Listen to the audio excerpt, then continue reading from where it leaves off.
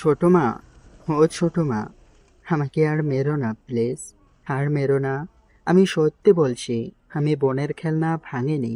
Rocky কান্না করতে করতে আর্তনাদ করে উঠল। চুপ, একদম চুপ। তোর মিথ্যা কথা আমি বিশ্বাস করব?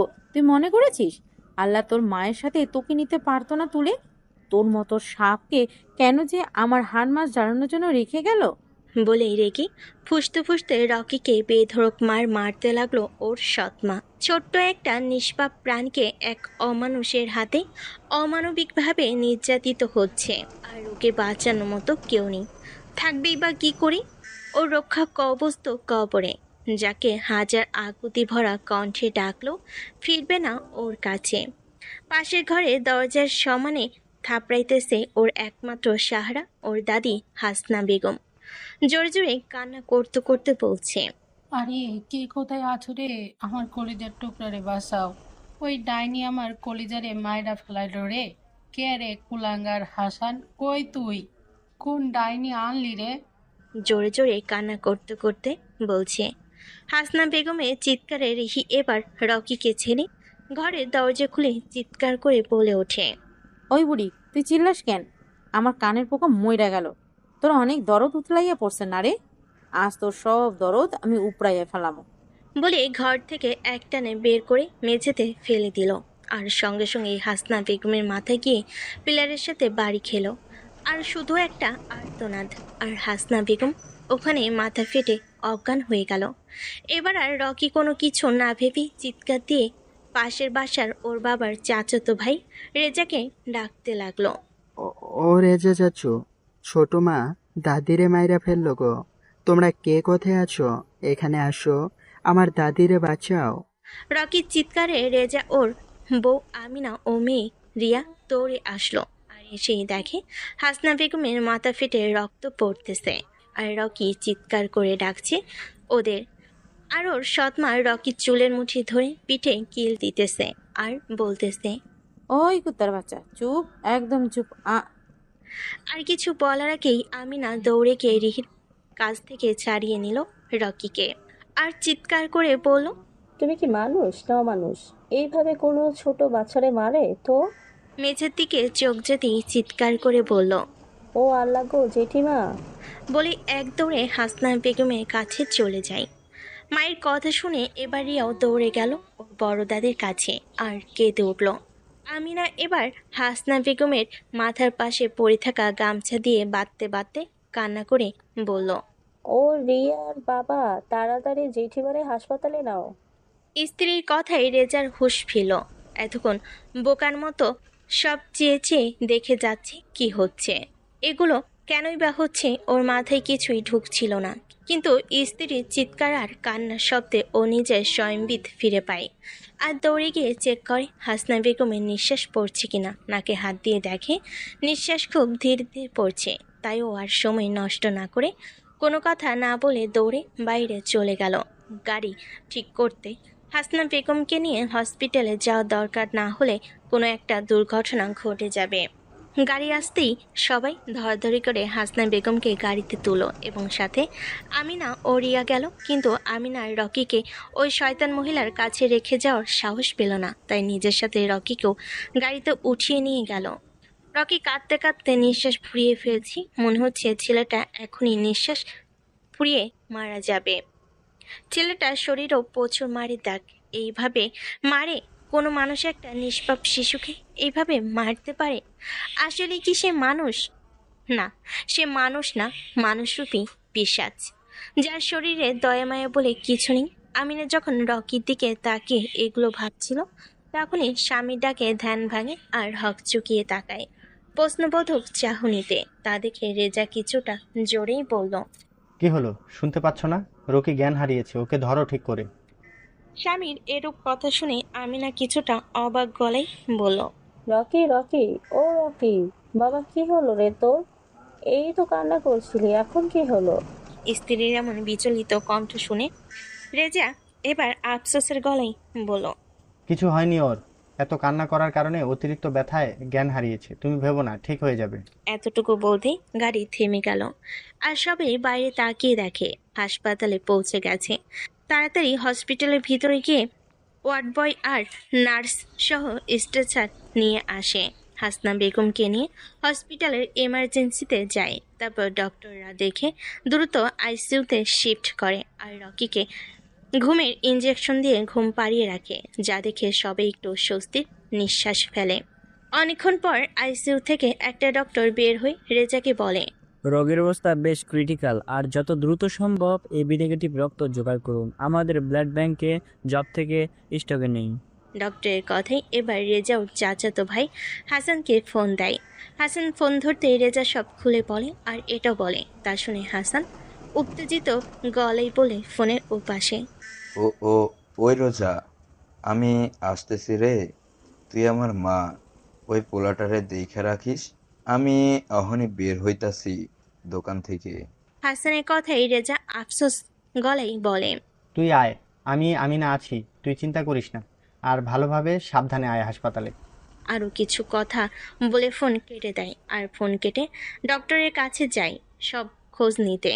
ঠিক রাত 11টায় হাসনা বেগমের জ্ঞান ফিরে, কিন্তু অনেকটা ক্রিটিক্যাল অবস্থায়। কারণ একে তো অনেক বয়স, তার উপর হার্টের পেশেন্ট, যা আরও ভয়ানক আকার ধারণ করেছে। হাসনা বেগমের জ্ঞান ফিরতেই আমার রকি বলে চিল্লিয়ে যাচ্ছে। তাতে আরও হাইপার হয়ে যাওয়াতে হাসনা বেগমের অবস্থা খারাপের দিকে যাচ্ছে। নার্স রোগীর এরকম অবস্থা দেখে ডক্টরকে ডাকতে যায় দৌড়ে আর হাঁপাতে হাঁপাতে বলল, ডক্টর ডক্টর আইসিইউ রোগীর জ্ঞান ফিরেছে, বাট অনেক হাইপার হয়ে গেছে। এতটুকু শুনতেই ডক্টর কি বলে কেবিন থেকে বের হয়ে আইসিইউর দিকে হাঁটা ধরে। আইসিইউতে গিয়ে দেখে রোগী হাইপার হয়েছে। তা দেখে ডক্টর নার্সকে বলে ঘুমের ইঞ্জেকশন রেডি করতে, আর নার্স ঘুমের ইঞ্জেকশন রেডি করে দিলে ডক্টর তা পুশ করে দেয়। সঙ্গে সঙ্গে হাসনা বেগম ঘুমিয়ে পড়ে। তা দেখে ডক্টর স্বস্তির নিঃশ্বাস ফেলে, যে যার কাজে লেগে পড়ে। ভোর 5টায় এসে পৌঁছে হাসান চট্টগ্রামে, কারণ হাসানের শোরুম ঢাকাতে আর হাসানের পৈতৃক বাড়ি হলো হাটহাজারী। হাটহাজারী বাংলাদেশের চট্টগ্রাম জেলার অন্তর্গত একটি উপজেলা। এটি চট্টগ্রাম শহর থেকে মাত্র 15 কিলোমিটার উত্তরে অবস্থিত। পশ্চিমে পাহাড় দ্বারা বেষ্টিত এই উপজেলার মধ্য দিয়ে হালদা নদী প্রবাহমান। উত্তর চট্টগ্রামের প্রবেশদ্বার নামে পরিচিত এই উপজেলাটি চট্টগ্রাম জেলার সাথে খাগড়াছড়ি ও রাঙ্গামাটি পার্বত্য জেলাকে সংযুক্ত করেছে। শিক্ষা ও সংস্কৃতিতে সমৃদ্ধ হাটহাজারী চট্টগ্রামের মধ্যে অন্যতম একটি গুরুত্বপূর্ণ উপজেলা। চট্টগ্রাম বিশ্ববিদ্যালয় হাটহাজারীতে অবস্থিত।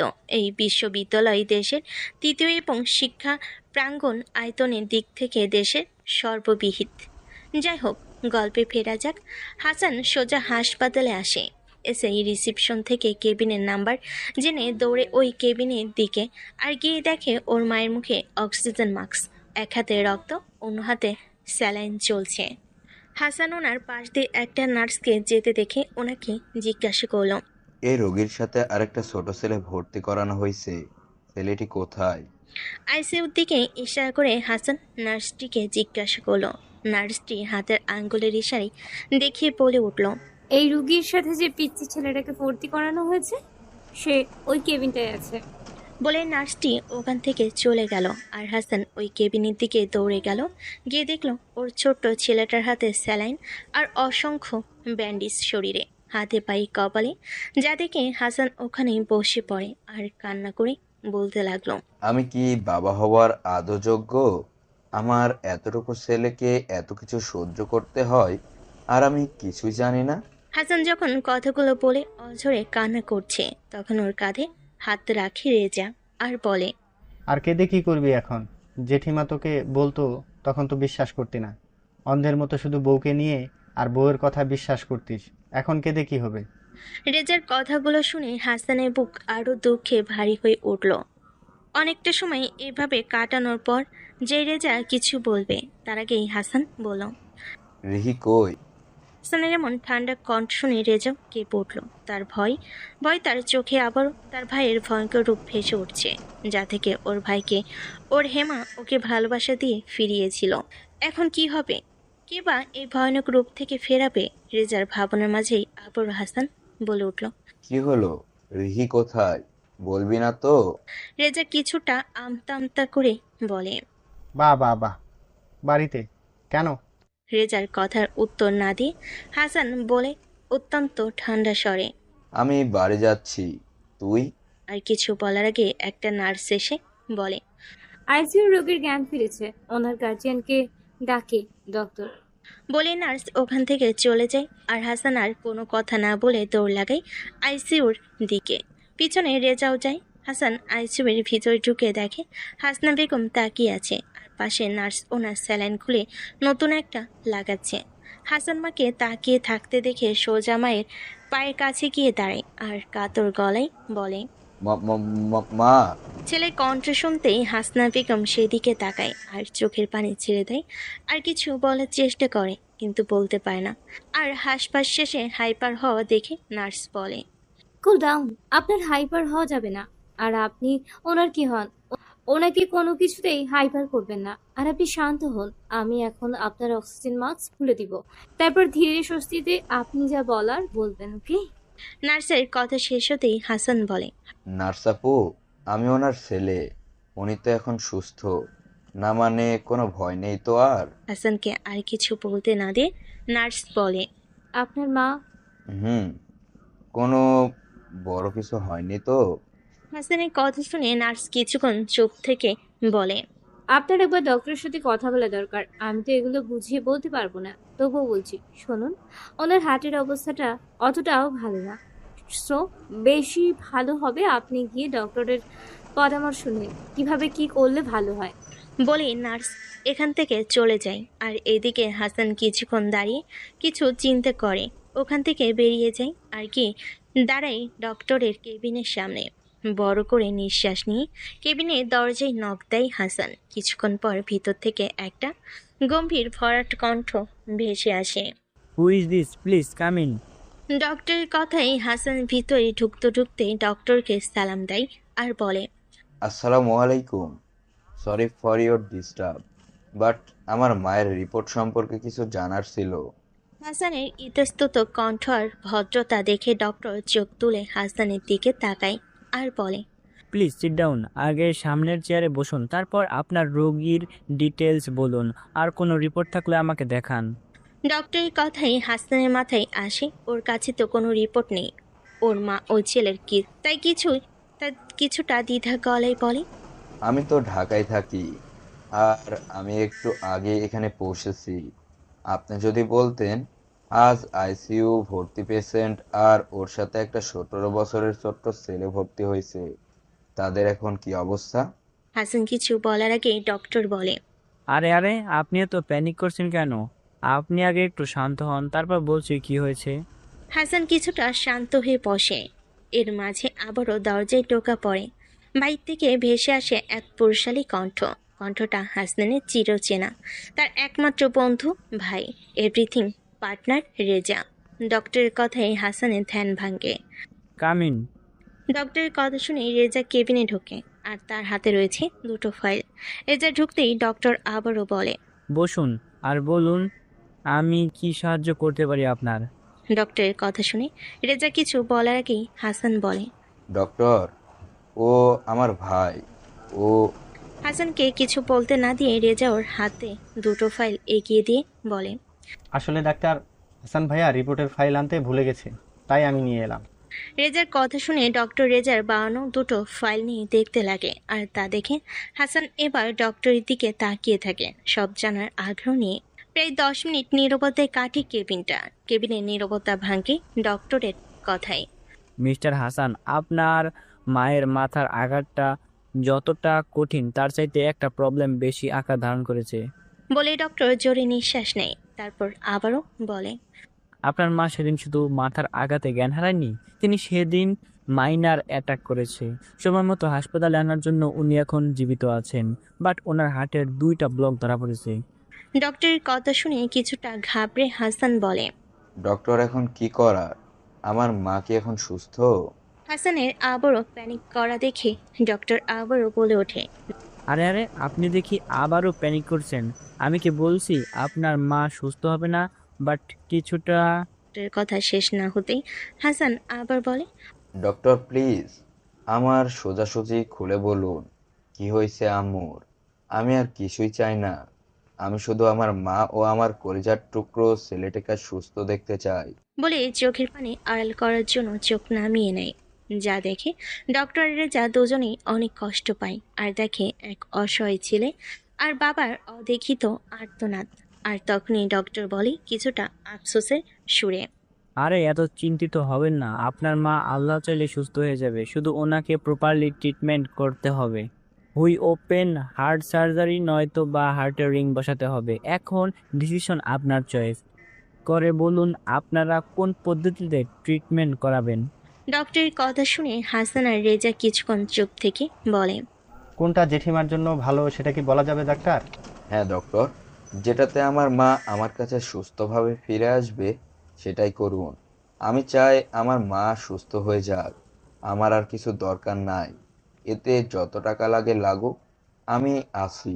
হাসানের কথা শুনে ডক্টর বুঝতে পারে হাসানের মানসিক অবস্থা, তাই ডক্টর বলে, দেখো, আমরা শুধু চেষ্টার মাত্রায়, আর বাঁচানো সুস্থ করার মালিক আল্লাহ, তাই আল্লাহর উপর ভরসা রাখুন। আর আমি জানি এখন আপনি ডিপ্রেশনে যাচ্ছেন, তবুও আমি বলতে বাধ্য হচ্ছি যে আপনার মা অনেক দিন আগে থেকে অসুস্থ ছিলেন, আর এটা কেউ জানতো জেনেও আপনার মাকে এক ধরনের হার্টবিট বেড়ে যায় আর অতিরিক্ত রক্তচাপ যাতে না কমে সে ধরনের ওষুধ দেওয়া হয়েছে। আর আপনার ছেলেটাকে তো মনেই হয় মানসিক প্লাস শারীরিক দুইভাবে অত্যাচার করা হতো দীর্ঘদিন ধরে। অতটুকু বাচ্চার গায়ে হাজারো নতুন প্লাস পুরনো আঘাতের চিহ্ন আছে, এমনকি পিঠে একটা গভীর পোড়া দাগ আছে যেটা এখনো ভালো মতো শুকায়নি। আপনার ছেলে এখন পুরো ডিপ্রেশনের পেশেন্ট। এখন ওকে নিয়মিত কাউন্সিলিং আর একটা সিকিউর ও স্বস্তির জায়গার মানুষ লাগবে যাতে ও নিজেকে একটু বুঝিয়ে নিতে পারে। এতক্ষণ ডক্টরের কথাগুলো মাথা ঠান্ডা করে সব শুনলো হাসান আর রেজা। আরও কিছুক্ষণ চুপ থেকে বলে হাসান। আমি এবার পুরো খেয়াল রাখবো। হাসানের কথা শেষ হতে না হতেই রেজা বলে, জেঠিমার ওটিটা কবে করাতে হবে? যত দ্রুত সম্ভব। তো আপনি ব্যবস্থা করুন। ওকে। কথা শেষ করে ওরা ওখান থেকে বেরিয়ে রকির কেবিনে গিয়ে দেখে ও ঘুমাইতেছে, তাই ওখানে নার্সকে খেয়াল রাখতে বলে ওরা হাসনা বেগমকে যে কেবিনে শিফট করা হয়েছে ওখানে যায়। গিয়ে দেখে হাসনা বেগম চোখের উপর হাত রেখে শুয়ে আছে। ওরা ভিতরে ঢোকে, কারো পায়ের আওয়াজে চোখ মেলে চাই হাসনা বেগম। দেখে হাসান, ওনার সামনে হাসানকে দেখে কেঁদে ফেলে আর হাতের ইশারায় কাছে ডাকে। হাসান মায়ের ইশারা দেখে জলদি মায়ের কাছে এগিয়ে গেল আর মায়ের হাতটা ধরে টোল টেনে পাশে বসে আর কান্না মিশ্রিত গলায় মাকে বলে, মা, মা বলো, আমি আছি তোমার কাছে। তোমার কি খুব কষ্ট হচ্ছে মা? ছেলের ব্যাকুল কণ্ঠ শুনে হাসনা বেগম বলল ক্ষীণ গলায়, দেখ বাবা, আমার কাছে আর বেশি সময় নাই, তাই তুই আমার একটা কথা দে। মায়ের মুখে এ ধরনের কথা শুনে হাসান কিছুটা ব্যাকুল আর কষ্ট ভরা গলায় বলে, এসব কি বলছো মা? এগুলো বলো না তুমি। ছাড়া আমার আর রাকিবের কে আছে বলো? তুমি তো আমাদের শক্তি। ছেলেকে আর কিছু বলতে না দিয়ে হাসনা বেগম বলে, দেখ বাবা, মানুষ তো আর চিরকাল বেঁচে থাকে না। জন্ম যেহেতু নিয়েছি, মরতে তো হবেই। তাই তুই আমার কথা দে, আজ আমি। আর কিছু বলার আগে বড় করে দুটো নিঃশ্বাস নেয়, কিছুক্ষণ চুপ থেকে বলে, রেজা কই? ওকে আমার কাছে ডাক। আমি তোদের দুজনের কাছেই কিছু চাইবো, তোরা আমার দিবি বল। কই রেজা? জেঠিমাকে উত্তেজিত হতে দেখে রেজা দৌড়ে এসে হাসনা বেগমের আরেক পাশে আরেক হাত ধরে বলে, উত্তেজিত হয় না জেঠিমা, এই তো আমি। বলো কি চাও তুমি? দুজনে চোখের দিকে এক পলক তাকিয়ে বড় একটা নিঃশ্বাস নিয়ে বলে হাসনা বেগম, আমি চাই তোরা রিয়া আর রকিকে আজকেও বিয়ে দিয়ে কাজী ডেকে। মায়ের কথা শুনে চমকে ওঠে দুজনেই কিছু বলতে যাবে, তার আগেই আবার হাসনা বেগম বলে, আমি কিছুই শুনতে চাই না। আমি আমার দুই কলিজার টুকরারে 100টাই বেঁধে ওদের চোখে দেখে মরতে চাই। তোরা কি আমার কথা রাখবি না? তোদের এই বুড়া মায়ের শেষ ইচ্ছা পূরণ করবি না? বলে জোরে জোরে শ্বাস ফেলতে লাগলো। তা দেখেই দুজনেই বলে, জেঠিমা, এগুলো পরে দেখা যাবে। মা, এগুলো নিয়ে পরে ভাবা যাবে। তুমি আগে সুস্থ হও। ওদের কথা শুনে এবার আরো উত্তেজিত হয়ে হাসনা বেগম বলে ওঠে, না, আমি কিছুই শুনতে চাই না। তোরা এখনই বল, আর আজই বিয়ে হবে। ব্যবস্থা কর সবকিছু। উত্তেজিত হয়ে বলল। ওরা মায়ের এরকম অবস্থা দেখে বাধ্য হয়ে রাজি হয়। তখনই কেবিনে একটা নার্স ঢোকে আর রোগীর অবস্থা দেখে দৌড়ে আসে আর বেগতিক দেখে ঘুমের ইঞ্জেকশন দেয়। তারপর ওদের দিকে ফিরে কিছুটা রাগী গলেই বলে, আপনাদেরকে বারবার বলা হয়েছে রোগী যাতে উত্তেজিত না হয়, আর আপনারা ওনার কি অবস্থা করেছেন দেখেন। উনি যা বলে শুনুন, না হলে ওনাকে এইভাবে উত্তেজিত হতে দিলে ওনাকে বাঁচানো যাবে না। তখনই রকি দৌড়ে এসে কেবিনে ঢোকে আর এদিক ওদিক তাকিয়ে ওর দাদিকে শুয়ে থাকতে দেখে দৌড়ে ওনার কাছে যাবে। তার আগেই হাসান ছেলের কাছে গিয়ে জড়িয়ে ধরে আর শান্ত করতে চায়, কিন্তু রকি বারবার উত্তেজিত হয়ে বলে, ছোট মা, আমার দাদিমাকে মেরে দিয়েছে। অনেক রক্ত, অনেক রক্ত। আমার দাদি কই বলল? ছেলের এরকম অবস্থা দেখে হাসান বুকে জড়িয়ে নিয়ে বলে, শান্ত হও, তোমার দাদি ঠিক আছে, ওই দেখো ঘুমাচ্ছে। বাবার বুকের উষ্ণতা আর আদরি পরশে থেমে যায় আস্তে আস্তে। ছেলেকে বুকে নিয়ে আরেক বেডে নিয়ে উঠিয়ে বুকে নিয়ে বসে রইল। ছেলে ঘুমাতে হাসান ছেলেকে বেডে শুয়ে উঠে দাঁড়ায় আর রেজার সামনে গিয়ে দাঁড়ায় আর কাতর গলায় বলে, প্লিজ রোজা, তোর মেয়েটাকে আমার রকিকে দে। আমি ওকে কোনো অসুবিধা বা অযত্ন হতে দিব না। রেজা ভাইয়ের এমন অবস্থা আর কাতর গলা শুনে চমকে ভাইকে জড়িয়ে ধরে বলে, এমনভাবে বলছিস কেন? আমি তো জেঠিমাকে বললাম আজ তার কথা মতোই রিয়া আর রকির বিয়ে হবে। রেজার কথা শুনে হাসান স্বস্তির নিঃশ্বাস ফেলে আর ভাইকে জড়িয়ে ধরে। দেখতে দেখতে বিকাল 5টা বেজে গেল। কখনই বুঝতে পারল না হাসান এইমাত্র কাজী নিয়ে হাসপাতালে আসলো আর সবাই হাসনা বেগমের কেবিনে বসে আছে কাজের অপেক্ষায়। সবাইকে এভাবে বসে থাকতে দেখে রিয়া বলে ওঠে ওর মাকে, মা, আমায় কেন এখন বিয়ে দিতেছ? আমি তো খুব ছোট। আমি কি বড় যে তোমরা আমায় বিয়ে দিতেছ? আর রকি ভাইয়াও তো ছোট। ও কি করে আমার বর হবে বলো? বর না তো বড় হয়। রকি ভাইয়া তো ছোট।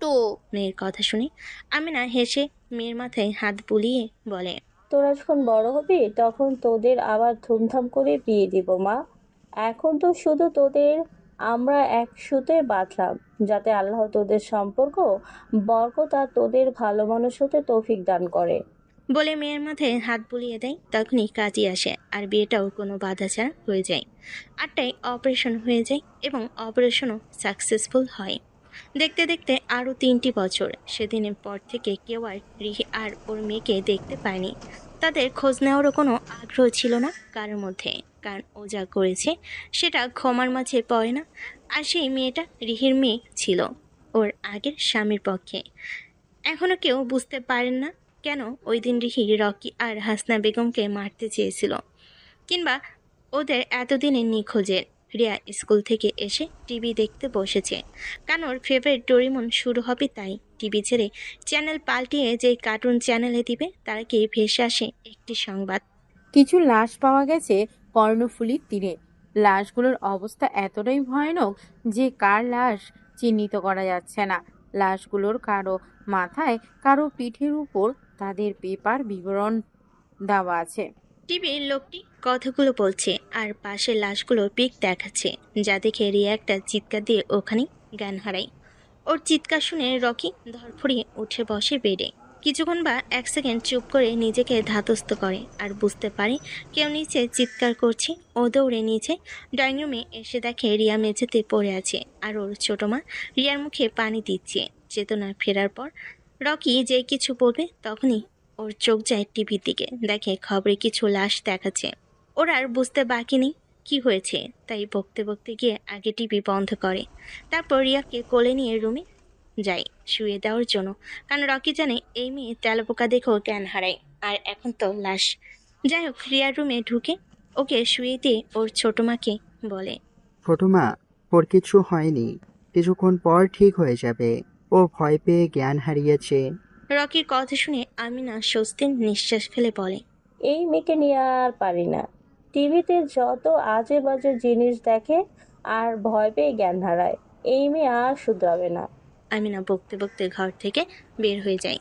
এদিকে রকি একধানে তাকিয়ে থাকে ওর ছোট্ট বোকা বইয়ের দিকে। রকি যখন ভাবতে বিভোর তখনই হঠাৎ ওর ফোন বেজে ওঠে আর ওপাশ থেকে একটা পুরুষালী কণ্ঠ ভেসে আসে।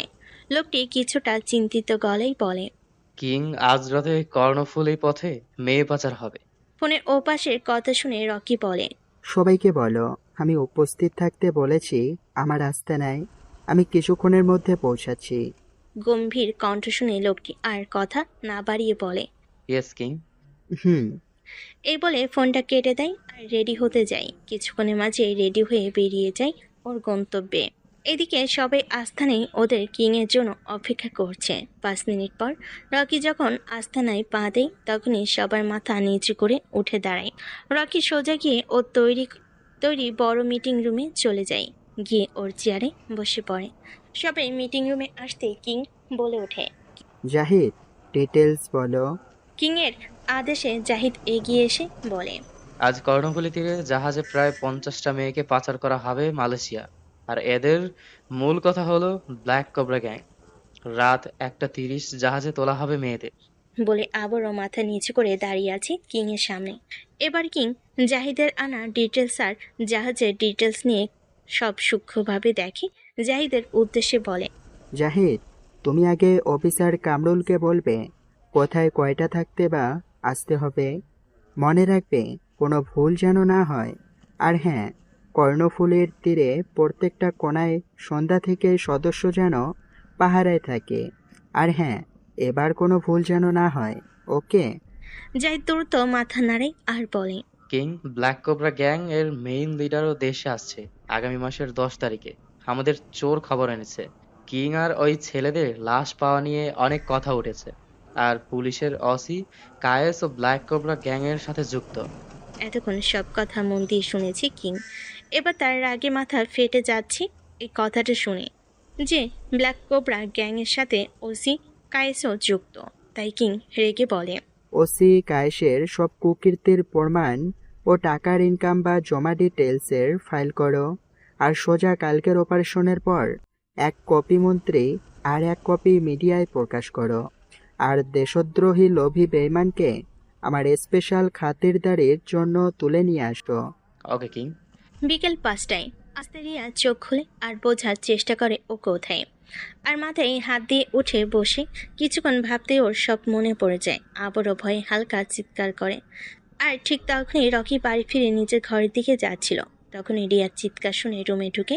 রকি ঢুকতে রিয়া এক দৌড়ে এসে রকিকে জড়িয়ে ধরে কান্না মিশ্রিত গলায় বলে, টিভিতে ওই লাশ কি ভয়ঙ্কর, কি কি কি করে কেউ এতটা ভয়ঙ্কর মৃত্যু দেয়?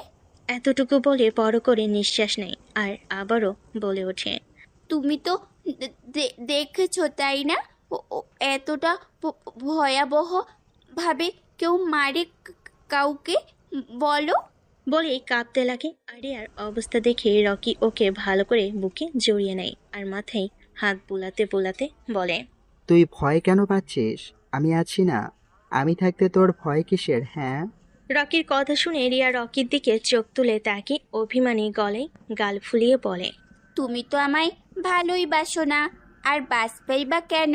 তুমি তো আমায় বউ বলে মেনেই নাওনি, তাই তো আমায় দেখতে পারো না, এমনকি তোমার আশেপাশেও ঘেঁষতেও দাও না। কথাগুলো বলে অভিমানী চোখে রকির দিকে তাকায়, কিন্তু রকি শুধু তাকিয়ে থাকে, কিন্তু কিছুই বলে না। তাই আবারও রিয়া বলে, কি কিছু বলবে না তো? তার মানে আমি যা বলেছি তাই ঠিক, তাই তো? বলেই নিজেকে ছাড়িয়ে নিতে চাই রকির কাছ থেকে, কিন্তু রকি তা হতে দিলে তো ও তো আরো শক্ত করে বুকে চেপে গম্ভীর গলায় বলে ওঠে, তুই এতটুকু মেয়ে ভালোবাসার কি বুঝিস? আমায় বলতো। ভালোবাসা পেতে হলে তোকে আগে বড় আর সাহসী হতে হবে, বুঝলি? রিয়াকে কিছু বলতে না দিয়ে ওখান থেকে বেরিয়ে যায় আর মনে মনে বলে, তুই আমার জীবনে কি তা আমি তোকে বলতে পারবো না, কারণ আমার জীবনের কোনো নিশ্চয়তা নেই।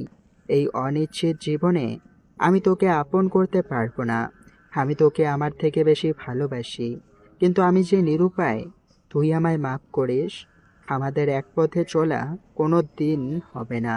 মনে মনে ভাবতে ভাবতে নিজের ঘরে চলে যায়। আর এদিকে রকির এরকম ব্যবহারে রিয়া কষ্ট পেয়ে আবারও কান্না করতে লাগে আর বিড়বিড় করে বলতে লাগে, আমার ভালোবাসা কি তোমার কাছে এতটাই তুচ্ছ যে আমি এভাবে বললে আমি আর তোমার কাছে আমার ভালোবাসা আর সম্পর্কের দাবি নিয়ে কখনো যাব না, কখনো না। রকি ঘরে গিয়ে কিছুক্ষণ বেডে মাথা নিচু করে বসে থেকে নিজেকে কিছুটা সামলে নিয়ে ওয়াশরুমে চলে যায় ফ্রেশ হতে। ওয়াশরুম থেকে বের হয়ে এসে টাওয়াল দিয়ে মুখ মুছে টাওয়ালটা বারান্দায় মেলে দিয়ে পকেট থেকে ফোন বের করে ফোন লাগাই এক নাম্বারে। এই দিক থেকে ফোন ধরতে রকি বলে ওঠে, ওদিকের কি অবস্থা? যাকে যেভাবে কাজ করতে বলছি সেভাবে করছে তো? এবার যদি কোনো ভুল হয় তো তোরা সব আমার হাতেই মরবি, কথাটা মনে রাখিস। রকির কথা শুনে ওদিক থেকে জাহিদ কাপা কাপা গলেই বলে, জি জি জি কিং, কোনো ভুল হবে না, আমি সব সামলে নিব। আপনি কি এখনই আসবেন? জাহিদের কথা শুনে কিং গম্ভীর গলায় বলে, না, আমি রাতে স্পটে থাকবো, তোমরা ওখানে সব ঠিক করে নাও। কিছুক্ষণ কাজের ব্যাপারে বুঝিয়ে ফোন কেটে দেয় কিং। তারপর এসে শুয়ে পড়ে বেডে। এখন ওর ঘুমের খুব প্রয়োজন, তাই রাত 11টা। এবারে নিয়ম 10টা বাজলেই সবার ঘুমাতে হবে আর ফজরের পরপর উঠে নামাজ পড়তে হবে। প্রতিদিনের মতো আজও সবাই ঘুমায় আর এইদিকে পুরো আপাদমস্তক কালো পোশাকে ঢেকে পিছনে দরজা দিয়ে বেরিয়ে যায়। আর কিছুক্ষণের মাঝেই ওখানে পৌঁছে, কিন্তু গিয়ে দেখে জাহিদ সব ঠিক করে রেখেছে। জাহিদ কিংয়ের উদ্দেশ্যে বলল, কিং ব্ল্যাক কোবরা গ্যাং এর লিডার আজ রাত 8টায় বাংলাদেশ বিমানবন্দরে নামছে। গোপন সূত্রে জানা গেছে ব্ল্যাক কোবরা গ্যাং এর লিডার একজন মেয়ে, যার প্রধান কাজ হলো মেয়ে পাচার করা। জাহিদের কথা শুনে কিং হাতের মুঠো শক্ত করে মুঠি বদ্ধ করে আর আক্রোশ নিয়ে বলে, একটা মেয়ে কি করে এতটা নিকৃষ্ট কাজের সাথে যুক্ত হতে পারে? বলে চোখ বন্ধ করে রাগ কন্ট্রোল করার চেষ্টা করে। ঠিক রাত 2টো। 3টে জরুরি ওষুধবাহী ট্রাক এসে দাঁড়ায় কর্ণফুলী সেই জাহাজ রাখা তীরের সামনে, আর পিছনে এসে দাঁড়ায় একটা মার্সিডিস, যার ভিতর থেকে নেমে আসে একটি আপাতমস্তক লাল হুডি দিয়ে ঢাক লোক। নামিয়ে বোঝা যাচ্ছে না। এদিকে আগন্তুক প্রত্যেকটা ট্রাক ড্রাইভারদের হাতের ইশারায় ট্রাকের দরজা খুলতে বলে, আর জাহাজের ভিতর থেকে এক বিদেশি লোক বেরিয়ে আসে আর হ্যান্ডশেক করে আগন্তুকের সাথে। আগন্তুক এবার মুখ খুলল আর বলল, মিস্টার ওয়েট, এবারে আমার দায়িত্ব শেষ, এবার আপনি দেখে নিন।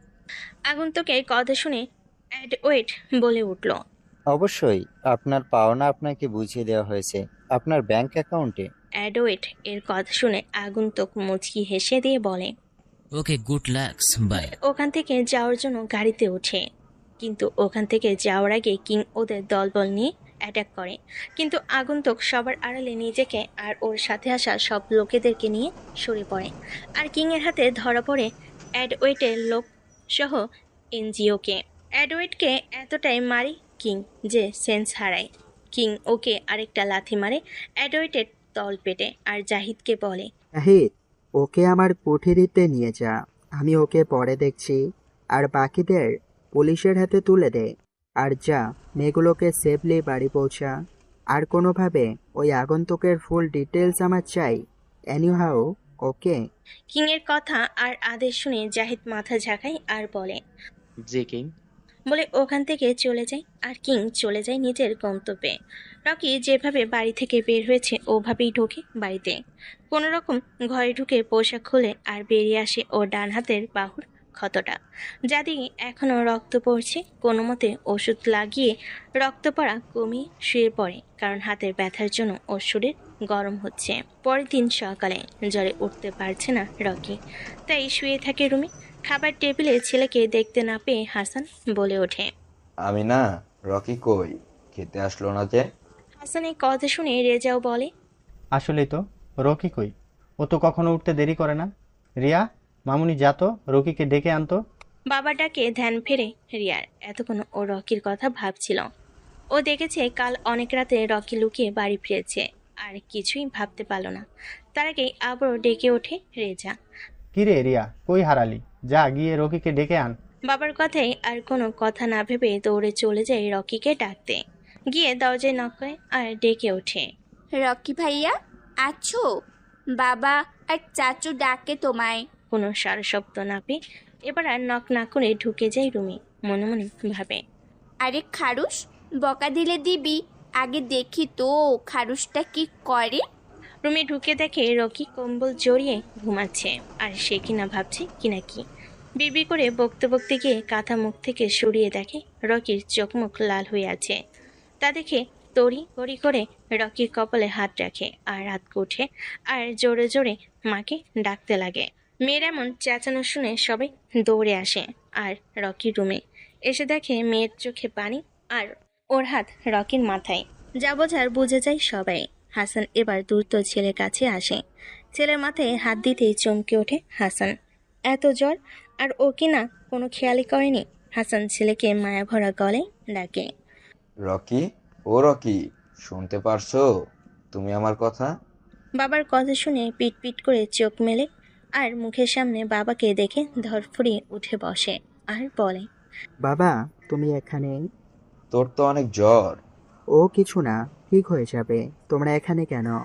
এতক্ষণ একধানে তাকিয়েছিল রিয়া, এবার মুখ খুলো রিয়া।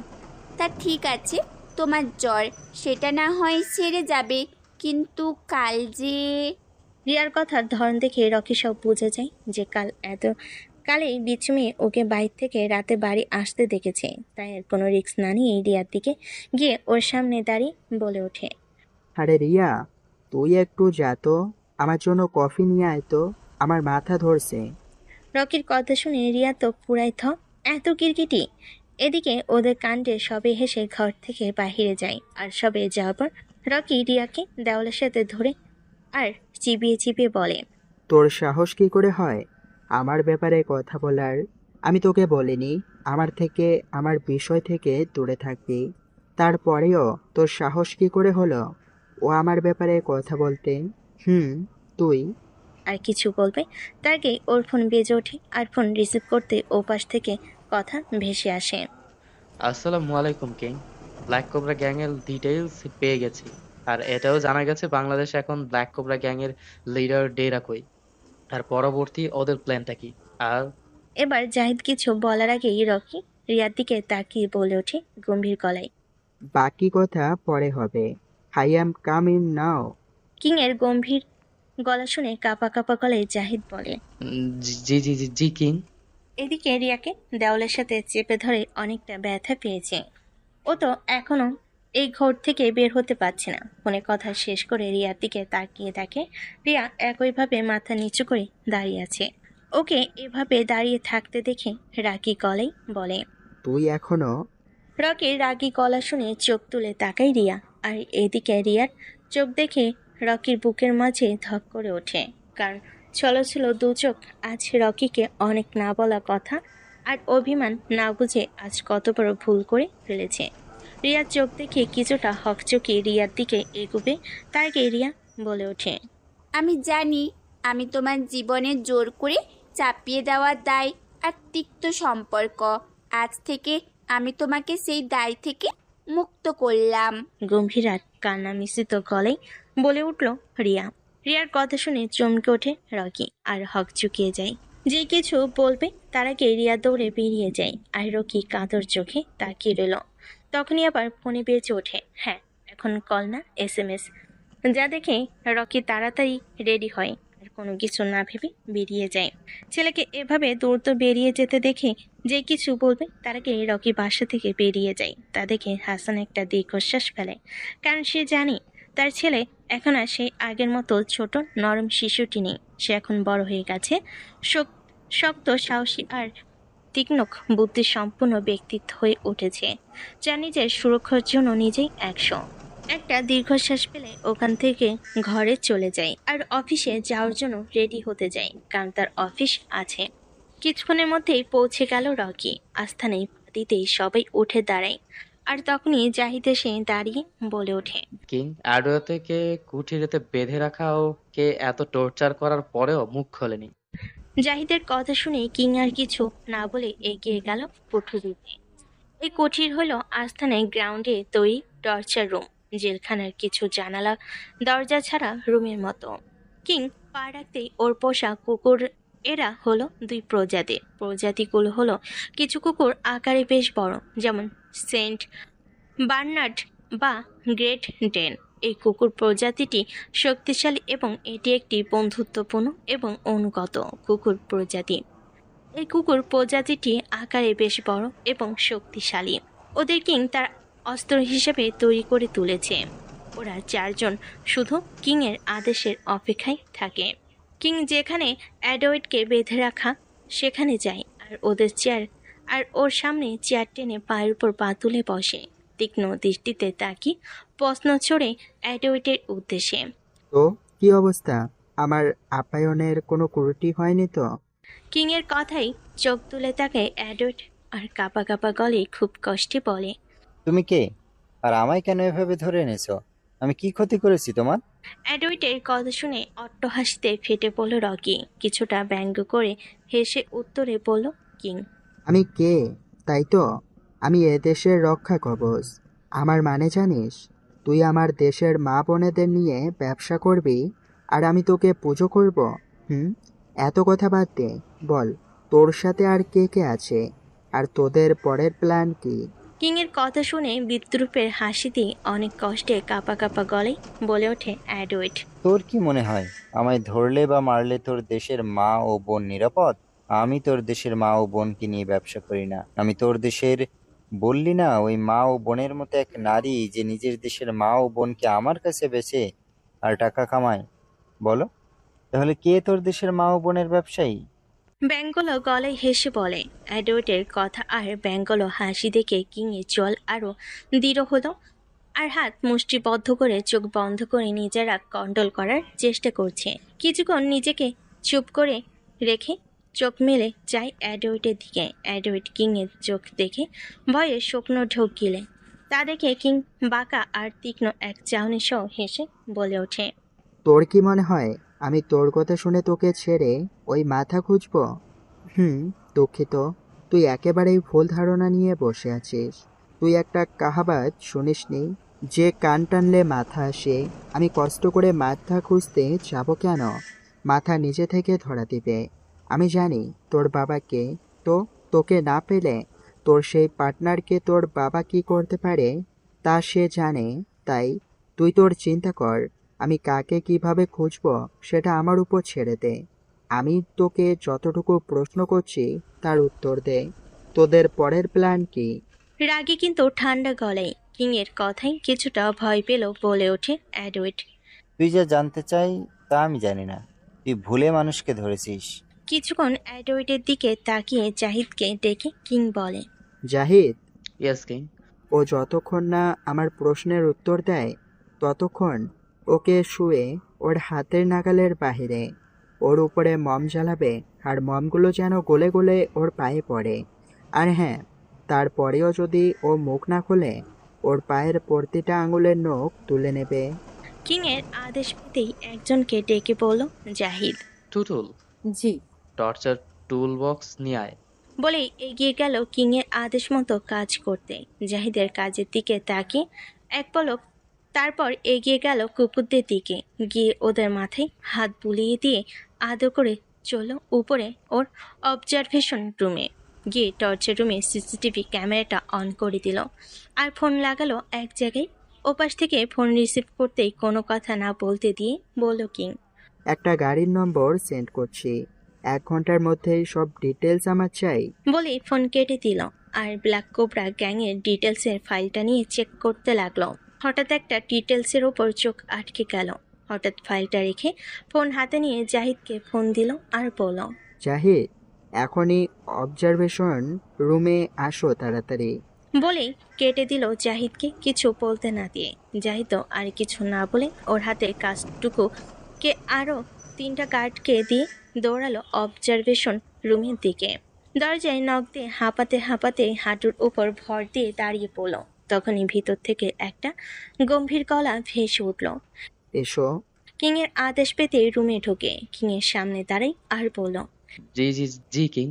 কিং জাহিদের দিকে তাকিয়ে রাগে গলেই বলে, তুমি কি ফাইলটা ভালো করে চেক করছো? কিংয়ের রাগে গলায় কেঁপে উঠল জাহিদ। কিছুটা কাঁপা কাঁপা গলায় বলল, জি জি জি কিং। ওর তোতলানো কথা বলার সম্মতি দিতে ফাইলটা ওর সামনে ফিকে দিয়ে রাগী গলায় বলল, তো এখনো ওর বাড়িতে চেক করনি কেন? কিং এর রাগ দেখে আর বাড়ির অ্যাড্রেসের কথা শুনে চমকে ওঠে জাহিদ আর কাপা কাপা গলায় বলল, সরি কিং, আমি এখনই দেখছি। বলেই দৌড়ে গেল। আর তখনই ফোন বেজে উঠল কিং এর। ফোন রিসিভ করতেই ওপাশ থেকে একটা নাম বলল। আর নামটা শুনেই দাঁড়িয়ে গেল কিং। ফোন কেটে বলল, রূপ হাসান। কিছুক্ষণ চুপ থেকে বলল, আবারও আনমনে বলল, আমি কি আবারও পাস্টের মুখোমুখি হব? এতদিনের অপেক্ষা তাহলে শেষ হবে আমার? কিং এর ভাবনার মাঝেই দরজায় নক পড়ল। আর দরজার নকের আওয়াজে ধ্যান ভাঙে কিং এর। এই ভাবনা বাদ দিয়ে বলল, কামিন। ভিতরে প্রবেশ করলো জাহিদ। ভিতরে ঢুকতেই কিং এর উদ্দেশ্যে বলে উঠল জাহিদ। কিং? বেখেয়ালি ভাবে উত্তর দিল কিং। হুম। কিং এর এমন আনমনে ভাবনা দেখে বলল জাহিদ। কিং, আপনি কি কোনো কিছু নিয়ে চিন্তিত? কিং জাহিদের কথা শুনে ডানে ঘুরল। আর কিং বলল, কি কিছু বলবে? জাহিদ মাথা নাড়িয়ে হ্যাঁ বলে। আর মুখে বলল, কিং, ও বাড়িতে শুধু কিছু বডিগার্ড আর একজন মহিলা ছিল, ওনাকে এখানে ধরে আনা হয়েছে। আর আর কিছু বলতে না দিয়ে কিং বলে উঠল। কোথায় উনি? কিছুটা অবাক হলো জাহিদ। আর অবাক হওয়া গলায় বলল, ওপরের একটা রুমে আছে, আপনি। জাহিদকে আর কিছু বলতে না দিয়ে চলল। কিংকে উপরে যেতে দেখে জাহিদও দৌড়ালো কিংয়ের পিছনে। রুমের সামনে গিয়ে জাহিদের উদ্দেশ্যে বলল কিং। জাহিদ, জি কিং। দরজা খোলো। হুম। কিংয়ের কথা শুনে ঘরে দরজা খুলল জাহিদ। কিং মুখে মাস্ক পরে ভিতরে ঢুকলো। ঢুকে সামনে তাকাতেই দেখে জানালার কাছে একটা মহিলা দাঁড়িয়ে আছে। কিংয়ের কেন যেন চেনা চেনা লাগছে। নিজের মনের কথা নিজের মনেই চেপে রেখে ভিতরে ঢোকে। কারোর আসার আভাস পেয়ে পিছনে ফেরে। দেখে মুখে মাস্ক পরে একটি শক্তপোক্ত ছেলে দাঁড়িয়ে আছে। কিছুক্ষণ তাকিয়ে থেকে এগিয়ে আসলো আর বলল মহিলাটা, তুমি কে? আমায় কেন ধরে এনেছো? প্রশ্ন করে তাকিয়ে রইল মহিলাটা। এদিকে রিহিকে দেখে কিংয়ের মনে হচ্ছে এতদিন পর ওর অনেক দিনের না জানা প্রশ্নের উত্তরটা পাবে সে।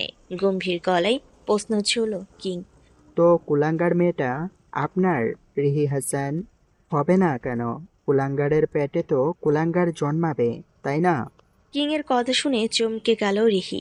মনে মনে ভাবল, এই ছেলে আমার নাম জানলো কি করে?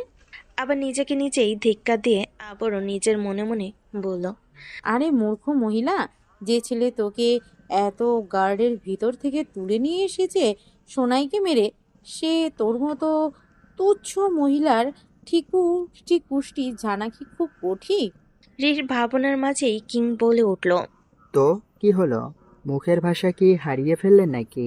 কিংয়ের কথা শুনে রিহি চমকে উঠল আর কাপা কাপা গলায় বলল রিহি, তুমি কে? আর কেন বা আমাকে ধরে এনেছো? রিহির কথা শুনে কিংয়ের কপাল কুঁচকে তাকায় আর মনে মনে ভাবে, এই মহিলা কি সত্যি ওর মেয়ের আসল রূপ জানে না, নাকি আমার হাত থেকে বাঁচার জন্য অভিনয় করছে? হ্যাঁ, সব অভিনয়। এই মহিলা তো অভিনয়ের সেরা। এই মহিলাকে অন্যভাবে হ্যান্ডেল করতে হবে। কিছুটা তাচ্ছিল্য আর রাগী গলায় বলল কিং। কি কিছুই জানেন না, তাই না? আপনার তো পাপের কোনো সীমা নেই। মেয়েটাকেও পশু বানিয়েছেন। কি এখনো না জানার অভিনয় চালাবেন? ছিল আর রাগী গলায়। কিংয়ের কথা শুনে বোকার মতো চেয়ে আছে রিহি। তা দেখে কিং এবার বিরক্তি গলায় বলল, যাক, আপনি আপনার অভিনয় নিয়ে থাকুন। আমি সরাসরি বলছি, আমার প্রশ্নের উত্তর দিন।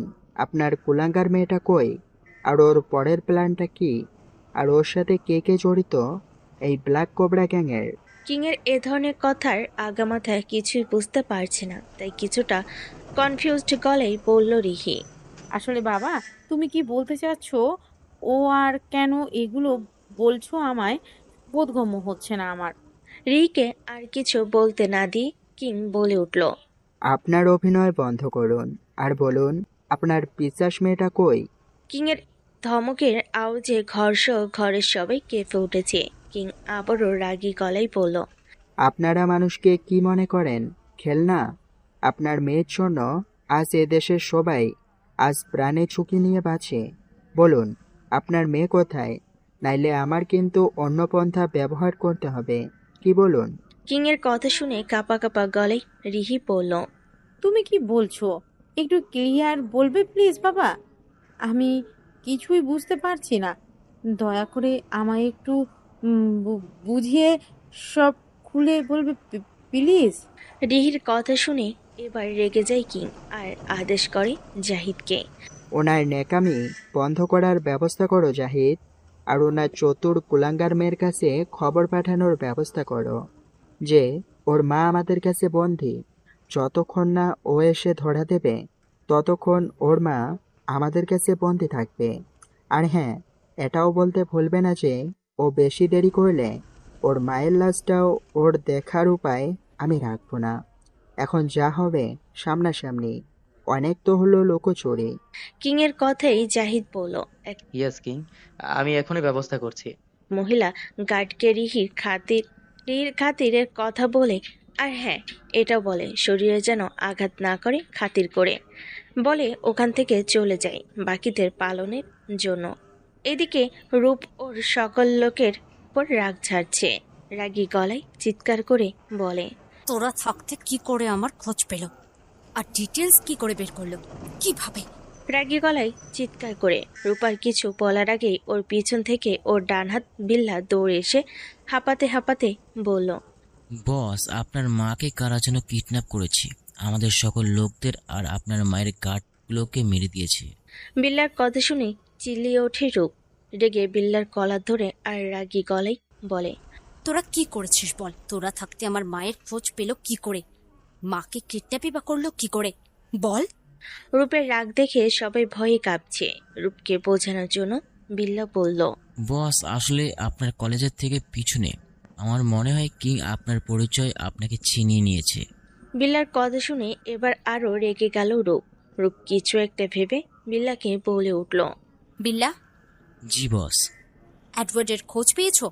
রূপের কথা শুনে বিল্লা মাথা নিচু করে দাঁড়ায় আর কিছুটা চিন্তিত গলায় বলে, আচ্ছা, অ্যাডওয়ার্ডকে কিং তুলে নিয়ে গেছে, দেখো তো খোঁজ নাও। আর কিং বা কে বা দুর্বলতার জায়গাটা কোথায়? একদিন সময় দিলাম, এর মধ্যে খোঁজ না পাই তাহলে তোদের সবার পরিণতির জন্য তোরাই দায়ী থাকবি। আর হ্যাঁ, অ্যাডওয়ার্ডের যেন কোনো আঁচ না লাগে। ওর যদি কিছু হয়ে যায়, বাবা আমাদের মাটির সাথে মিশিয়ে দিতে দুবারও ভাববে না, মনে রাখিস সবাই। রূপের কথা শুনে ভিতর ভিতর ফুঁসছে বিল্লা আর মনে মনে ভাবছে, তোকে আমি চোখে চোখে রেখেছি, ওই বিদেশি হালার লাগাইনি। এবারে সুযোগ পাই তোর দেশ আমি বাইর করব, আর যে কোনো মূল্যেই তোকে আমি করবই। বিল্লা মনে মনে বিড়বিড় করা দেখে বিরক্ত হয়ে রূপ এবার রেগে আবারও বলে ওঠে, ওই বিল্লু, তুই কি বকবক করছিস মনে মনে? আমার কথা তোর কানে গেছে? আকাম্মার ঠিকই। আমার কথা যদি কানে যায়, এবার যদি কোনো কাজে আবলের মতো ফিরিস, তোর মাথায় যে খোলা মাঠটা আছে ওটাতে গুলি করে উড়িয়ে দেব। যত সব আবাল আমার কপালেই জুটেছে, পালছাল কোনহানের কার। বলেই রেগে ফুঁসতে ফুঁসতে ওখান থেকে চলে যায়। আর এদিকে বিল্লা অবাক চোখে তাকিয়ে দেখছে রূপকে, যেখানে ও কিনা ওকে নিয়ে বাসরের স্বপ্ন দেখে আর সেখানে ওকে রূপ গুলি করার আশাই থাকে। হাই রে পোড়া, ধুর, পোড়া কেন হবে, টাক কপাল। মনে মনে বিড়বিড় করতে করতে যেতে যেতে বলল বিল্লা, টাক কপাল, যেটি চায় মরুভূমি করা যায়। ওদিকে জাহিদ লোক লাগিয়ে শুধু এতটুকু জানতে পারলো যে রূপ ঢাকায় থাকে আর শুধু একটা লোক ধরা পড়েছে, আর তার কাছে ছিল একটা ফোন, আর ওই ফোনে রূপের নাম্বার পেয়ে গেছে। জাহিদ আর দেরি না করে কিংয়ের কাছে যায় আর সব জানাই। সব শুনে কিং বলল, নম্বরটা ট্র্যাক করে দেখো লোকেশন কোথায়, আর ওই মহিলা কি মুখ খুলছে নাকি ওভাবেই আছে। এটুকু বলেই কিছু একটা ভেবে আবারও বলে ওঠে, জাহিদ, জি কিং। তুমি আমার পরিবারের সবার সিকিউরিটি বাড়িয়ে দাও, আর কেউ যেন না বুঝে। জি কিং। আমি বাড়ি যাব, এদিকে আজ তুমি সামলাবে, ওকে? জি কিং। কথা শেষ করে রকি চলল বাড়ির দিকে। কিছুক্ষণের মাঝেই বাড়ি পৌঁছালো আর গিয়ে দেখে রিয়া ওর বাবা রেজার গলা জড়িয়ে ধরে কি যেন আবদার করছে জেদ ধরে। হঠাৎ রকির কানে একটা কথা বেজে উঠল, একটা কথা। রিয়া বলছে, ও বাবা, 2 দিন তো সবাই যাবে, আমিও যাব। না হয় আমি আর একটা দানাও তুলবো না, আর তুমি আমায় আর দেখতেই পাবে না, আমি তোমার সামনেও আসবো না। বলেই মুখ ফুলিয়ে ওখান থেকে উঠে যেতে নাই। সে সময় রকি আসছিল আর চোখে চোখ পড়ে যায়, কিন্তু রিয়া চোখ সরিয়ে নিল। তা দেখে অবাক হলো রকি। কিছুক্ষণ রিয়া যাওয়ার দিকে ভুরু কুঁচকে তাকিয়ে থাকে, কিন্তু ভ্রুক্ষেপ না করে চলে গেল নিজের রুমে। গিয়ে কোনো রকম ফ্রেশ হয়ে শুয়ে পড়ল রকি, কারণ ওর শরীরে এখনো অনেক জ্বর। রকি ঘুমাতেই চুপি চুপি রিয়া রুমে ঢুকলো আর ধীরে ধীরে রকির মাথার কাছে গিয়ে বসলো, আর একধানে তাকিয়ে থাকে রকির মুখের পানে। রকির মুখের দিকে তাকিয়ে থাকতে থাকতে ওর যেন কি হলো কে জানে, হাত বাড়িয়ে কপাল ছুঁলো। সঙ্গে সঙ্গে রিয়া চমকে গেল, কারণ রকির জ্বরে গা পুড়ে যাচ্ছে আর এই ছেলে সেদিকে কোনো খেয়াল নেই। ভেবে একটা দীর্ঘশ্বাস ফেলে বাটিতে করে পানি এনে জলপট্টি দিতে থাকে। অনেকক্ষণ পট্টি দেওয়ার পর যখন জ্বর কমে, তখন রকির গায়ে ভালোভাবে কাঁথা জড়িয়ে দিয়ে বিনা আওয়াজে ঘর ছেড়ে চলে যায়। সকালের মতো ভুলে হইচই করে না, কারণ এতে আবারও রেগে যাবে রকি। তাই আর কাউকে ডাকেনি। দেখতে দেখতে রাত হয়ে গেছে আর এখনো রকি ঘুমাচ্ছে। হঠাৎ ফোনে কর্কশ আওয়াজে রকির ঘুম ভেঙে যায় আর চোখ খুলে ফোন হাতে নিল। তারপর ফোনটা রিসিভ করলো। হ্যালো। ওপাশ থেকে জাহিদ বলল, কিং, কিডন্যাপ করা মহিলাটা মুখ খুলছে না কিছুতেই, ওকে কি করবো এখন? জাহিদের কথা শুনে ঘুম ছুটে যায় রকির, আর ও কোনো রকম বেডে হেলান দিয়ে বসে আর জাহিদকে বলে, জাহিদ, আজ রাতে ওকে ওভাবে রাখো, কোনো খাবার বা পানি দেবে না। আর আমি যে কাজ দিয়েছিলাম সেটা করেছো? আমার প্রত্যেকটা বাড়ির সদস্যের পিছনে বডিগার্ড সেট করেছো? কিংয়ের প্রশ্নে জাহিদ উত্তরে বলে। জি কিং, সবার পেছনে দুটো করে বডিগার্ড সেট করা হয়েছে। জাহিদের কথা শুনে কিং বলে, ঠিক আছে, বাকি কাজগুলো ঠিকঠাক করো। আর আমি সকালে এসে দেখছি রিহি হাসানের কি করব। ও আর মিস্টার অ্যাডোয়েটের কি অবস্থা? মুখ খুলল? কিংয়ের প্রশ্ন শুনে জাহিদ বলল, না কিং, ওর মুখে শুধু একটাই কথা। তোমরা আমায় কেন ধরেছো? আমি তোমাদের ওই লেডি ডনের ব্যাপারে কিছুই জানি না। I don't know her. এছাড়া আর কোনো কথাও বলে না। জাহিদের কথা শুনে কিছুক্ষণ চুপ থেকে কিং বলে, বুঝতে পারলাম, সোজা পথে কিছুই হবে না, এবার বাঁকা পথ ধরতে হবে। তুমি ওকে অন্ধকার খুবড়িতে বন্দি করো। আর হ্যাঁ, কোনো খাবার আর পানি দিবে না, বরং কিছুক্ষণ পর পর ঘরে লাফিং গ্যাস ছাড়বে, যাতে ও হাসতে হাসতে গলা শুকায় আর পাগলও হয়ে যায়, যাতে কিছুতেই ঘুমাতেও বা বসতে না পারে। আদেশ দিয়েই বাঁকা হাসলো আর ব্যঙ্গ গলেই বলল, দেখো জাহিদ, আমরা কত ভালো, ওকে হাতে বা অস্ত্রে না মেরে হাসিয়ে মারবো, তাই না? বলেই হেসে উঠল। আর এইদিকে তো জাহিদ পারলে ওখানেই হাসতে লাগে, কিন্তু কিংয়ের সাথে বেয়াদবি হবে তাই চুপ করে আছে। জাহিদের সাথে কথা শেষ করে ফোন কাটে আর ফ্রেশ হতে বাথরুমে চলে যায়। ফ্রেশ হয়ে বের হতেই তখনই কাজের লোক এসে ডেকে যায় রাতে ডিনারের জন্য। রকিও আর কিছু না ভেবে চলল ডিনারের জন্য। গিয়ে দেখে রিয়া নেই ডাইনিং টেবিলে। বুড়কুচকে তাকাই রকি। বুড়কুচকে জিজ্ঞেস করে রকি, তোমাদের আদরের বাদরটা কই? রকির কথা শুনে ভুরুকুচকে তাকায় রকির দিকে রিয়ার মা আমিনা। কথা বুঝতে কিছুটা সময় নেই, তারপর বুঝে হেসে দেয় আর বলে, তোর বউ পিকনিকে যাওয়ার জন্য অনশনে বসেছে, তাই খেতে আসেনি। শাশুড়ির কথা শুনে রকি বলল, আমার বউ হলোটা কই? সারাটা দিন তো গাছে ঝোলে, এদিক সেদিক দৌড়ে বেড়ায়। আগে মেয়েকে বড় করো, তারপর আমার বউ বলো। বলেই মুচকি হাসলো, কারণ ওর চোখে পড়েছে রিয়া লুকিয়ে দেখছে আর কথা শুনছে, তাই শুনিয়ে বলল কথাগুলো। রকির কথা শুনে আর কথা বলার ধরন দেখে এবার হাসান বলল, এভাবে কেন বলছো রকি? তোমার বউ হয় রিয়া, ওকে সম্মান করবে। আর হ্যাঁ, রিয়া বন্ধুদের সাথে ট্যুরে যাচ্ছে, ও এখনো অতটাও ম্যাচুর হয়নি। আর হ্যাঁ, তোমার বউ কোথায় যেতে চাচ্ছে, কাদের সাথে মিশছে, এগুলো কি তোমার খোঁজখবর নেওয়া উচিত নয়? দেখো রকি, সম্পর্ক একটা কাদামাটির মতো, তুমি যেভাবে তাকে তৈরি করবে, যেভাবে ঢাল দিবে, সেভাবেই তোমার সাথে তৈরি হয়ে যাবে। যদি তাকে অবহেলা করে ফেলে রাখা হয়, সেটা একটা সময় শক্ত পাথরে পরিণত হবে, যা তুমি পরে চেষ্টা করলেও নিজের মতো করে পারবে না, নষ্ট হয়ে যাবে। যদি বেশি জোরাজুরি করো, তাহলে ভেঙে যাবে। তাই সময় থাকতে নিজের সম্পর্কটাকে গুছিয়ে নাও, নিজের জিনিসকে নিজের মতো করে তৈরি করে নাও। তুমি ম্যাচিউর, আমি তোমাকে শুধু উপদেশ দিতে পারি, বোঝাতে পারি, বাকিটা তোমার নিজে থেকেই করতে হবে। এতক্ষণ বাবার কথা মন দিয়ে শুনে কিছুক্ষণ চুপ থেকে রকি বলে ওঠে, বাবা, তুমি চিন্তা করো না, রিয়ার ব্যাপারটা আমি দেখছি। ছেলের কথা শুনে হাসানও আবার বলে উঠল, হুম, আর হ্যাঁ, মেয়েটা খাবার খায়নি, খাইয়ে দিও। বাবার কথা শুনে রকির সম্মতিসূচক মাথা নাড়ল আর রিয়ার রুমের দিকে চলে গেল।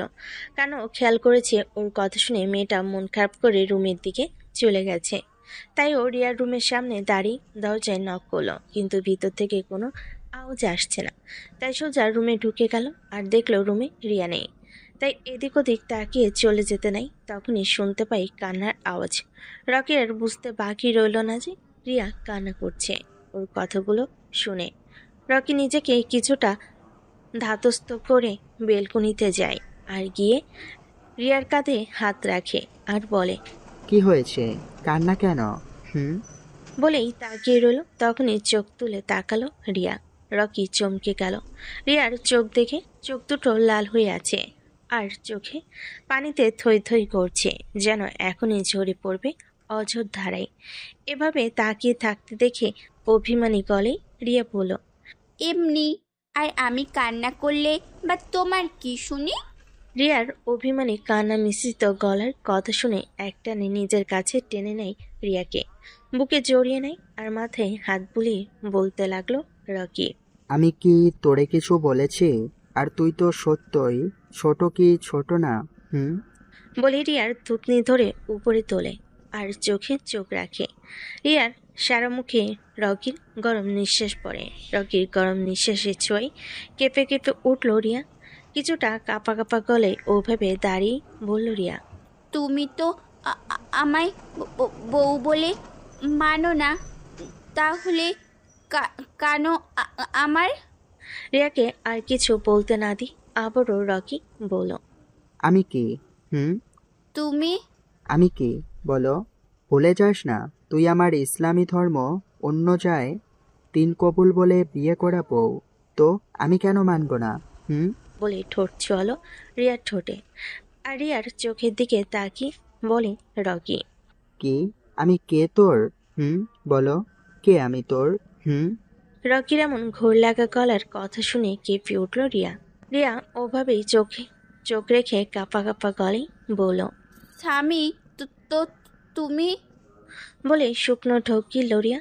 আবারও কিছু বলবে তার আগেই আবারও রকির ঠোঁটে ঠোঁট রাখলো। এবার আর একবার ছুঁই সরে আসলো না, আবারও গভীর করে বুকের সাথে চেপে ধরে আবারও গভীরভাবে একটু উঁচু করে ঠোঁটের মিষ্টতা নিজের মধ্যে শুষিয়ে নিতে লাগলো। আর এদিকে রিয়ার অবস্থা বেহাল। কিছুক্ষণ রিয়া চুপ করে থাকলো, রকির সাথে তালে তাল মিলায়। আরও এতে বেপরোয়া হয়ে উঠল রকি। ঠোঁট থেকে যখন গলায় নেমে গেছে সেটা বুঝতে পারেনি রকি। হঠাৎ রকির ফোন কর্কশ আওয়াজে বেজে ওঠে আর দুজনের ধ্যান ফেরে এবং রকি আস্তে করে রিয়াকে নিচে দাঁড় করায় আর বড় করে নিঃশ্বাস নেয়। আর পকেট থেকে ফোন বের করে দেখে জাহিদ ফোন করেছে। তা দেখে রকির কপালে ভাঁজ পড়ে, কিন্তু নিজেকে সামলে ফোন কেটে দেয় আর ফোন পকেটে রেখে 2 হাতের আজলায় রিয়ার মুখ তুলে আবেগী গলে বলে রকি, আমি জানি আমার প্রতি তোর অনেক অভিযোগ, সব আমি মিটিয়ে দিব সময় হলে। আর তুই নাকি ট্যুরে যাবি? রকির কথা শুনে নিজেকে কিছুটা ধাতস্থ করে বলে রিয়া, কি? কোথায়? আর কার কার সাথে? রকির প্রশ্নের উত্তরে রিয়া বলে ওঠে, আমাদের সব বন্ধু থাকবে, মেয়ে ও ছেলে দুটোই। আর এটা কলেজের ট্যুর, আর আমি যেতে চাই, প্লিজ।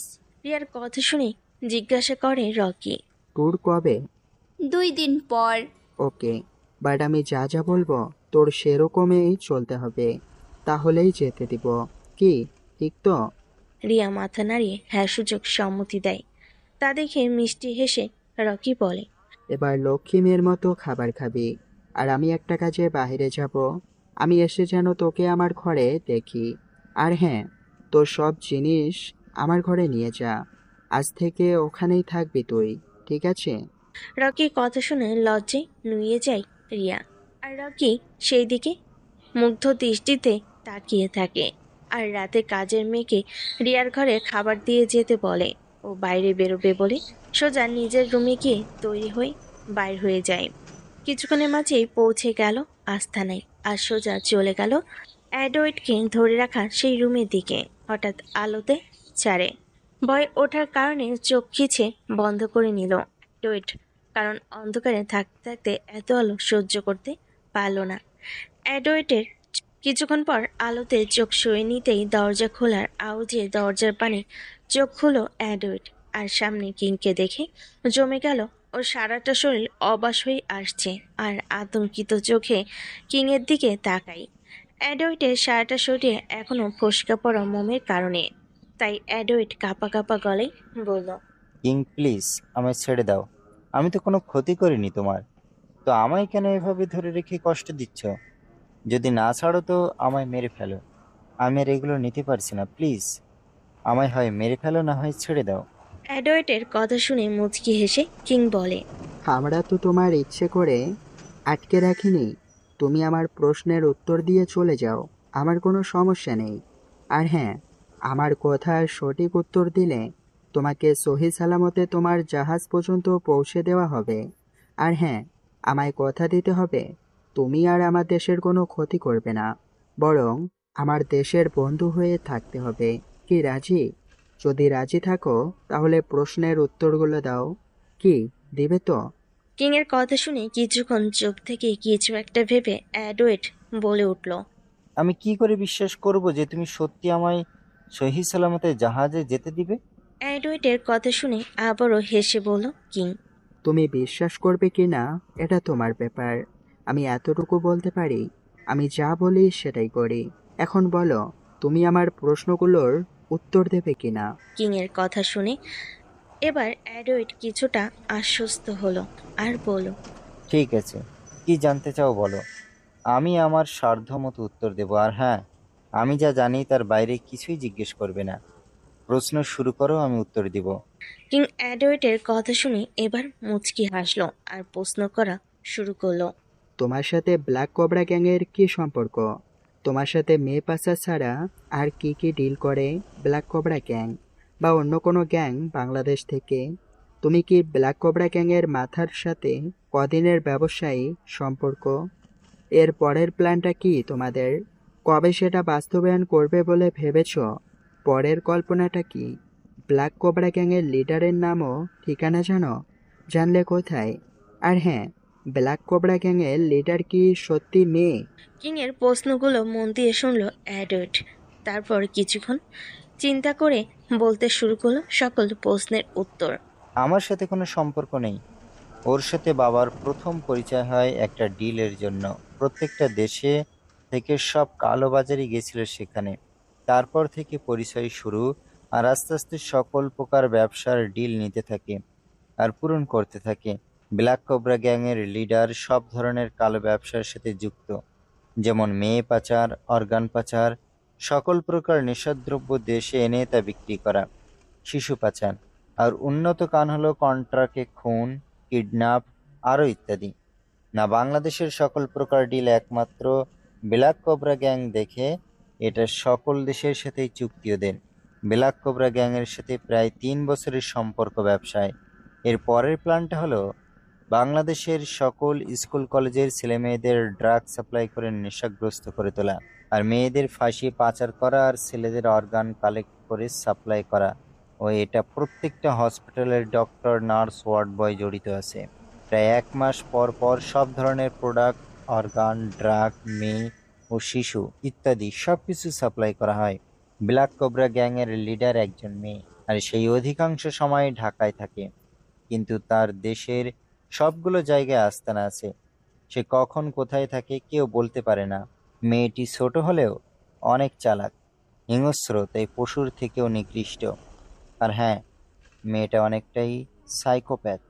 মানুষের আত্মচিৎকার, রক্ত, মানুষের কষ্ট মেয়েটিকে আনন্দে দেয়। আর হ্যাঁ, মেয়েটির নাম হচ্ছে রূপ হাসান। ওর নামটাও যেমন রূপ, ও দেখতেও তেমন, কিন্তু চরিত্রে এবং মনের ভিতর শুধু কালো আর কালো। আর কিছু জানার বাকি আছে? না থাকলে আমাকে আমার শিপে দিয়ে আসেন।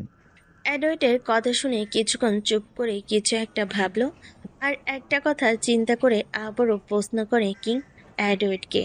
তোমার সব কথা বুঝতে পারছি, কিন্তু তোমার আমাদের কাছে কথা দিতে হবে। আর কোনো বেআইনি কাজ নিয়ে তুমি আমাদের দেশে আসতে পারবে না। আর আমি যখন তোমাকে আমার সাহায্যের জন্য মনে করব, তোমার আগাতে হবে। কি রাজি আছো আমার শর্তে? যদি রাজি থাকো, তাহলে এখনই তোমাকে তোমার শিপে ফিরিয়ে দেওয়া হবে। কি রাজি তো? কিংয়ের কথা শুনে অ্যাডওয়েট সায় দেয় আর বলে, ধন্যবাদ। আমি আমার পক্ষ থেকে যথেষ্ট চেষ্টা করব তোমার কথা রাখতে। আর হ্যাঁ, রূপ কিন্তু খুন করতে দুবার ভাবে না, তাই ওকে হারাতে হলে চালাকি করে কাবু করতে হবে। আর যা আমার জানা মতে সামনে 14ই ফেব্রুয়ারিতে একটা বড় বোম ব্লাস্ট করবে, কিন্তু কোথায় তা জানি না। কিন্তু দিতে পারে সনঘন বর্ষি জায়গায়, এতে যাতে বেশি মানুষ মারা যায় এই কল্পনায়। অ্যাডওয়েটের কথা শুনে ওর লোকেদের অ্যাডওয়েটকে ওর শিপে পৌঁছে দিতে বলল। অ্যাডওয়েটকে পাঠিয়ে দিয়ে কিং চলল রিহির রুমের দিকে। রিহির রুমের সামনে যেতে শুনতে পেল রিহির চেঁচামেচি, বারবার চেঁচিয়ে বলছে, আমায় এখানে কেন আটকে রেখেছো? আমায় ছেড়ে দাও। আমার মেয়ে কোথায়? তোমরা কি আমার মেয়েকেও আটকে রেখেছো? ওকে কিছু করো না, ও ছোট মানুষ। ভুলে করলে আমায় বলো, আমি ওকে বোঝাবো। দয়া করো, কেউ আছো? শুনতে পাচ্ছো আমার কথা? রিহির চেঁচামেচি শুনে কিং বাঁকা হাসলো আর বিড়বিড় করে বলল, তোমার শাস্তি তো বাকি আছে। আগে তোমার মেয়ের কুকর্মের হিসাব বের করি, ওকে তার প্রাপ্য শাস্তি দেই, তারপর তোমায় দেখছি। বলে কিং দরজা খুলতেই ইশারা করলো জাহিদকে, আর জাহিদ মাথা দিয়ে সেই দরজা খুললো। আর দরজা খোলার আওয়াজে রিহি চুপ হলো আর তাকিয়ে থাকলো। কিংকে ভিতরে আসতে দেখে রিহি এবার আকুতি ভরা গলায় বলে উঠল, বাবা, তুমি আমায় এখানে কেন আটকে? কিংকে বাবা আর তুমি বলার জন্য ধমকে উঠল জাহিদ আর বলল, এই আপনি কাকে কি বলছেন আর কি বলে ডাকছেন? হুম, আপনার কল্পনা আছে উনি কি আর কি করতে পারে আপনার এই দুঃসাহসের জন্য? জাহিদের ধমক খেয়ে চমকে ওঠে রিহি, আর তা দেখে জাহিদকে আর কিছু বলতে দেয় না কিং। হাত উঠিয়ে এবার রিহির উদ্দেশ্যে প্রশ্ন ছুড়ল কিং। তো বলুন, কেমন আছেন? আর এখন আমার প্রশ্নের উত্তরগুলো দিবেন, না হলে আপনার থেরাপি বাড়াতে হবে। কোনটা বলুন? কিং এর কথা শুনে রিহি আবারও একই কথা বলতে লাগে। আমি সত্যি বলছি, আমার মেয়ে কিছুই করেনি। আপনার ভুলে বুঝছেন। ও তো এয়ারপোর্টের ভিতরে কাজ করে। ও কি করে কি করবে? রিহির কথা শুনে চমকে ওঠে কিং আর জাহিদ। কিং সঙ্গে সঙ্গে রিহির উদ্দেশ্যে বলে ওঠে, কি বললেন? আপনার মেয়ে এয়ার হোস্টেস? হ্যাঁ হ্যাঁ, এটাই করে। কিং এর কথা শেষ করার আগেই জিজ্ঞেস করে ওঠে, জাহিদ, পোস্ট লাগাও। ওই, আর হ্যাঁ, আপনার মেয়ের নাম কি যেন? রূপ হাসান। কিং এর কঠোর গলা শুনে কাঁপা কাঁপা গলায় বলে রিহি। আর শুনে কিং আবার জাহিদকে বলে, জাহিদ, পোস্ট লাগাও। ও এখন কটেজে আছে। কিং এর আদেশ পেয়ে চলে যায় জাহিদ, আর কিং রিহির উদ্দেশ্যে বলে, তো আপনি তো মেয়েকেও আপনার মতোই মানুষকে ঠকানো আর অন্যের ক্ষতি করতে আনন্দ পান। যেমন মা তেমন মেয়ে। আপনি কি, তা যদি কেউ জানে, আপনাকে ওখানেই পুঁতে ফেলবে। কিং এর কথা শুনে রিহি চমকে ওঠে, তুতলিয়ে বলল, তুমি কে? আমায় এমন কথা কেন বলছো? রিহির তোতলামি দেখে কিং বাঁকা হাসলো আর কিং বলে উঠল, কি আশ্চর্য হইতাছেন? কিছু মনে পড়লো নাকি? হ্যাঁ, মনে পড়াটা স্বাভাবিক, কেননা পাস্ট কখনো ভোলা যায় না। কারো কুকর্ম কখনো কাউকে ছেড়ে দেয় না। যার সাথে কুকর্ম করবেন, সে ছেড়ে দিলেও প্রকৃতি তার রিভেঞ্জটা নিয়েই নেয়। আরে আরে আরে, কাঁপছেন কেন? আমি কি আপনাকে কিছু বলেছি না মেরেছি? আপনার কাঁপার মতো তো আমি কিছু করিনি। কি কাঁপার মতো কিছু করেছি? করিনি তো। কাঁদছেন কেন? নাকি আপনার কৃতকর্ম আপনার পিছু ছাড়েনি?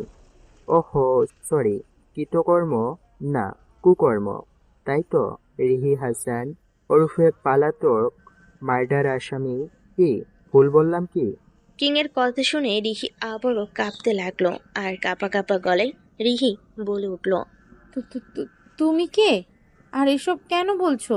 আমি আমি যেই হই না কেন, আপনার পাস তো আপনাকে ছাড়বে না। আপনার সব কুকর্মের শাস্তি আপনাকে পেতেই হবে। যাই হোক, বলুন আপনার মেয়ে কোথায়? আপনি আপনার মেয়েকে ফোন করেন, এখানে আসতে বলুন। যে ঠিকানা আমরা বলবো সেখানে আপনার মেয়েকে ফোন করে আসতে বলবেন। আর হ্যাঁ, কোনো চালাকি না। যদি চালাকি করেন আপনি এবং আপনার মেয়ে ওখানেই মারা পড়বেন। কি, রাজি তো? আর যদি না রাজি থাকেন তাহলে বলেন, আপনার থেরাপি বাড়িয়ে দিই। কিংয়ের কথা শুনে রিহি এবার পুরাই কাঁপতে লাগলো আর বলল, আমি আপনাদের কথা শুনবো, কিন্তু আপনাদের কথা হবে আপনারা আমার মেয়ের কোনো ক্ষতি করবেন না। আমি জানি আমার মেয়ে কোনো কিছুই করবে না। আমার মেয়ে ছোট নিষ্পাপ। আমি ওকে কখনো কোনো প্রকার অসুর সঙ্গে মিশতে দেইনি, যাতে ও ওর বাবার মতন না হয়।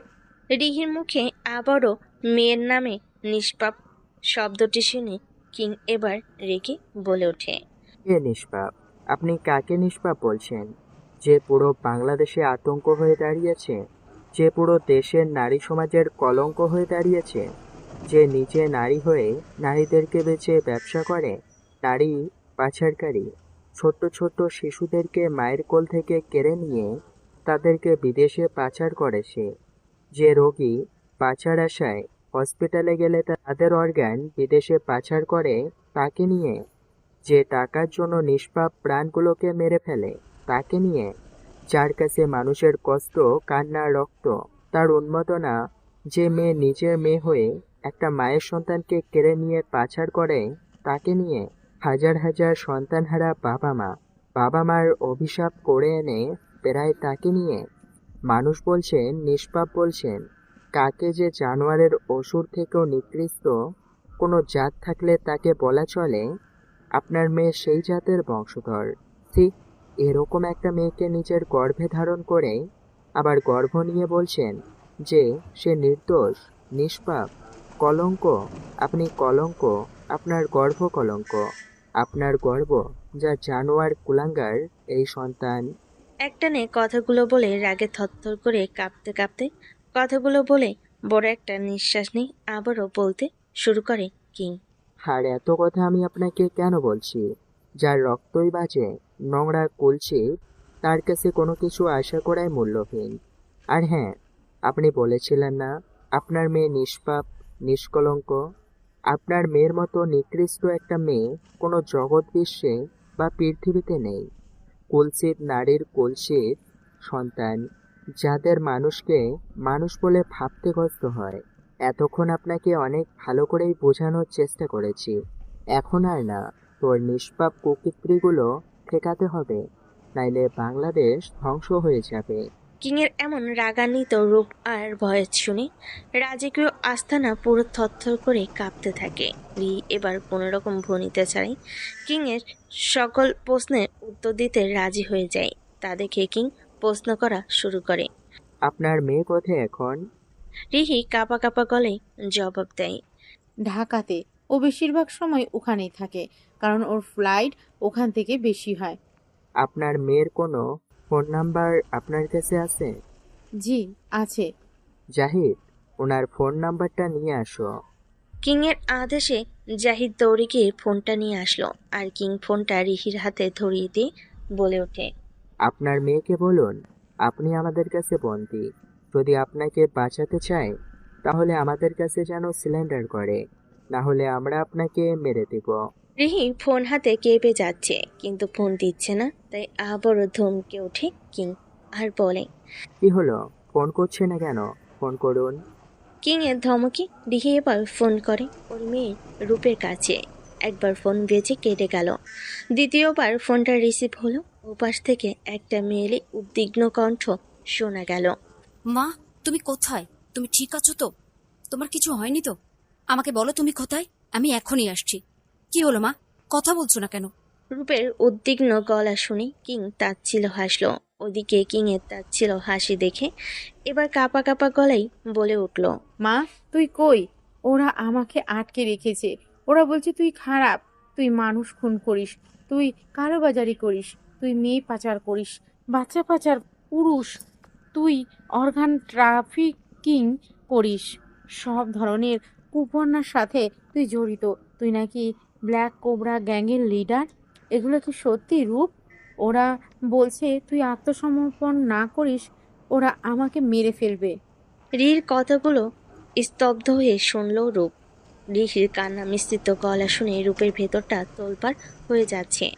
শুধু কাঁপা কাঁপা গলায় বলল, মা তোমাকে যে ধরে নিয়ে গেছে তাকে ফোনটা দাও। রূপের কথা শুনে রিহি ফোনটা ওর দিকে এগিয়ে দেয়। ফোনটা হাতে নিয়ে লাউড স্পিকারে দেয়।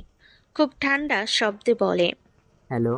কিংয়ের এমন ঠান্ডা কণ্ঠ শুনে রূপ রেগে বলে ওঠে, তার বাচ্চা, তোকে আমি ছাড়বো না। আমার কলিজায় হাত দিয়েছিস, খুব ভালো কাজ করেছিস। এর ফল তোকে গুনতেই হবে, মনে রাখিস। তুই যেমন রকি কিং, আমিও তেমনই ব্ল্যাক কোবরা গ্যাংয়ের লিডার। তুই কি মনে করিস তুই যদি আমার সব ডিটেল বের করতে পারিস, আমিও তোর সব ডিটেলস খুঁজে বের করতে পারবো? পারবো কি? পেরেছি। বাসায় খোঁজ নিয়ে দেখতো তোর ময়না পাখিটা কোথায়। উচ্চস্বরে ভয়ঙ্কর একটা হাসি দেয়। রূপের এমন উচ্চস্বরে হাসি দেওয়া দেখে এবং কথাগুলো শুনে কিংয়ের কপালে কিঞ্চিত চিন্তার ভাঁজ ফুটে ওঠে। কেননা এরকম নিকৃষ্ট মানুষ দ্বারা সবকিছু সম্ভব।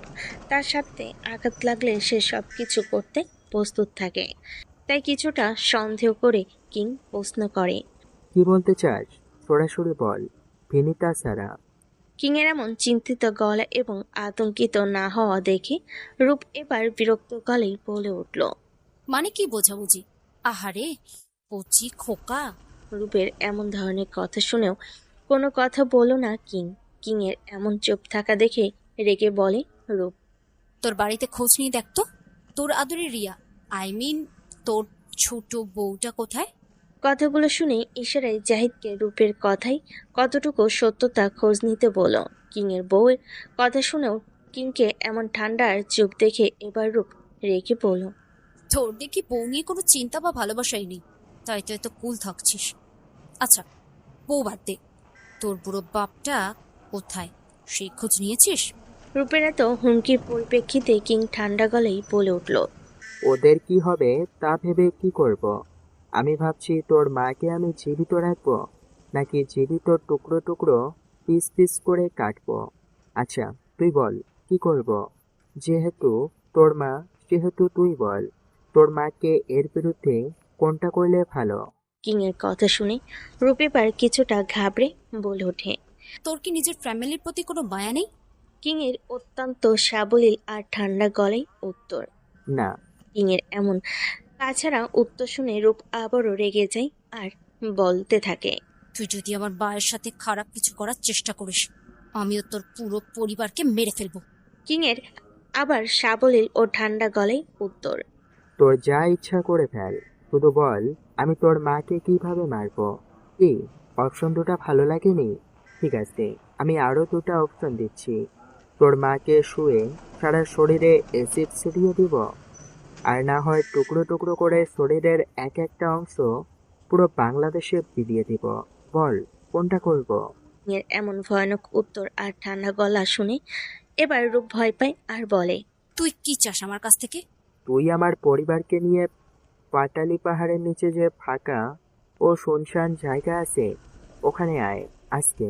ওকে, আজ রাত 12টায় তুই আমার মাকে ওখানে আনবি, আর আমি তোর বাবা বউকে নিয়ে ঠিক সময় হাজির হয়ে যাব।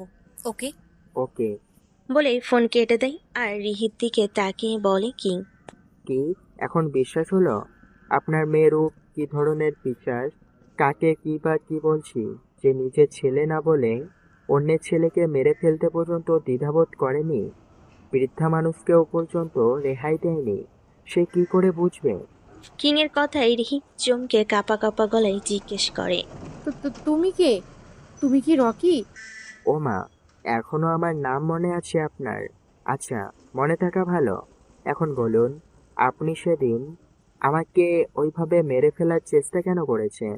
কিং এর কথা শুনে রিহি একদম শান্ত হয়ে যায় আর খুব শান্ত গলায় বলতে শুরু করে। তুমি কিছুই জানো না, আমি তোমাকে বলছি শোনো। বলুন। আমার প্রথম হাজবেন্ড সাবির হাসান এদেশের বড় এক ধরনের মাফিয়া ছিল, কিন্তু আমি জানতাম না। তোমার বাবা ছিল একজন সিক্রেট সিআইডি অফিসার। ও আমার হাজবেন্ডকে খুঁজে বের করে আর রেড ফেলে আমাদের বাড়িতে, কিন্তু ওরা সবাই সিভিল পোশাকে থাকার কারণে আমি মনে করি তোমার বাবা একজন মাফিয়া। আর যেহেতু আমার হাজবেন্ড সাবির আমায় সব সময় বলতো ও সিক্রেট সিআইডি অফিসারদের একজন, তাই ও সব সময় দেশ বিদেশে বাইরে ঘুরে নানা ধরনের ক্রিমিনালদের ধরে মিথ্যাচার করেছে আমার সাথে। সারা জীবন আমি এটাই সত্যি মনে করি। আর মনে করি যে তোমার বাবা মাফিয়া বলে কি সে সিক্রেট অফিসার বলে তাকে মারতে আসে। সেদিন রাতে আমার হাজবেন্ড সাবির মারা যায়। আমি লুকিয়ে লুকিয়ে আমার স্বামীর নিশ্চয়ই খুন দেখে তোমার বাবার প্রতি একটা খুঁত জন্মায়। আর সেই থেকে আমি যখন জানতে পারি তোমাকে রেখে তোমার মা মারা যায় আর তোমার দাদি আর তোমার দেখাশোনার জন্য লোক লাগবে, তখন আমি কৌশলে তোমাদের বাড়িতে চলে যাই নার্সের সাথে বা কেয়ারটেকারের হিসাবে, এবং আস্তে আস্তে বাড়ির সবার মন জয় করে নিই। যেহেতু রূপ তখন প্রায় তোমার সমবয়সী, 2-1 বছরের আপ ডাউন হবে, তাই বাহিরে মানুষকে দিয়ে প্ল্যান খাটিয়ে তোমার বাবা আর আমার নামে খারাপ কিছু লটাই, যাতে সে বাধ্য হয় আমাকে বিয়ে করতে আর আমি তোমাদের ক্ষতি করতে পারি। আমার প্ল্যান মতো সব কাজ হয়, কিন্তু বিয়ে করার পরও আমি কারো কোনো ক্ষতি করতে পারতাম না। তোমার বাবাকে আমি মারতেও পারছিলাম না, কারণ তোমার বাবা চাকরি ছেড়ে ব্যবসা করা শুরু করে ব্যবসার কাজে সে সবসময় ঢাকায় থাকতো। তাই আমি ডিসিশন নিই আমি তোমাকে আর তোমার দাদিকে কোনো একভাবে আঘাত করব, আর তাতে তোমার বাবা বাড়িতে আসবে আর আমি তাকে মেরে দিব আর এদেশ ছেড়ে চলে যাব। কেননা আমার কাছে টাকার কোনো অভাব ছিল না, শুধু বুকে ছিল প্রতিশোধের আগুন। কিন্তু তোমাদের যেদিন ক্ষতি করি সেদিনই আমি জানতে পারি আমার স্বামীর সম্পূর্ণ ঘটনা আর তোমার বাবার পরিচয়। কিন্তু তখন আমার কিছু করার ছিল না, আমার হাতের বাইরে চলে গেছিল সব। তাই আমি ওভাবে আমার মেয়ে রূপকে নিয়ে দেশ ছাড়ি। আমি ভেবেছিলাম আমি চলে গেলেই তোমরা ভালো থাকবে, আর আমি যা করেছি তোমাদের সামনে আসার মতন মুখ ছিল না। কিন্তু কি জানো, বংশ এবং মানুষের পরিচয় দেখো, আমি এত কষ্ট করে মেয়েটাকে এত সাবলীলভাবে এত সুস্থভাবে বড় ভালো জায়গায় বড় করেও তাকে বাবার পথে হাঁটা থেকে বিরত রাখতে পারলাম না। বলে না, পাপকে কেউ ছাড়ে না। এতক্ষণ মনোযোগ দিয়ে রিহির সব কথা শুনল রকি ওরফে কিং। কিছুক্ষণ চুপ থেকে বলে ওঠে কিং। আমি আপনাকে কোনো শাস্তি দিব না, শাস্তি আপনি আপনাকে দিবেন যখন আপনার চোখের সামনে আপনার স্বামীর পথে মেয়ে চলে, একইভাবে মৃত্যুবরণ করবেন। এটাই আপনার জন্য শাস্তি হবে। বেঁচে থাকবে আর ধুকে ধুকে স্বামী এবং কন্যার জন্য আফসোস করবে। এই বলে আর কোনো কিছু না শুনে ওখান থেকে বেরিয়ে যাই। রিহির রুম থেকে বেরিয়ে জাহিদকে সবকিছু ঠিক করতে বলে চলো ওর আস্থানায় ওর নামে বরাদ্দ রুমে। রাত 12টায় রূপ আর ওর দল সবাইকে নিয়ে পাটালি পাহাড়ের উপর ওই অংশে পৌঁছায় রিয়া আর হাসানকে নিয়ে। এসে দেখে কিং ওখানকার একটা ফাঁকা জায়গায় চেয়ারে বসে আছে আর তার পাশে হাত মুখ বাঁধা অবস্থায় ওর মাকে বসিয়ে রাখছে। তা দেখে রেগে আবারও জোরে এগিয়ে কিংয়ের উদ্দেশ্যে তাকিয়ে বলে এবং ওর লোকেদের ইশারা করে রিয়া আর হাসানকে ওখান থেকে নিয়ে একটু দূরে দাঁড়িয়ে থাকে। রূপ কিংয়ের সামনে গিয়ে বলে, আমার বাকে বেঁধে রেখেছিস কেন? ওনার হাত পায়ের বাঁধনগুলো খোলো। রূপের কথা শুনে কিং মুচকি হাসলো আর মুখে হাসি ঝুলেই বলে ওঠে, তোমার মাকে বেঁধে রাখা হয়েছে, মেরে ফেলা তো হয়নি। তুমি আগে আমার বাবা ও বউকে এদিকে পাঠাও, আমি তোমার মাকে ওদিকে পাঠাচ্ছি।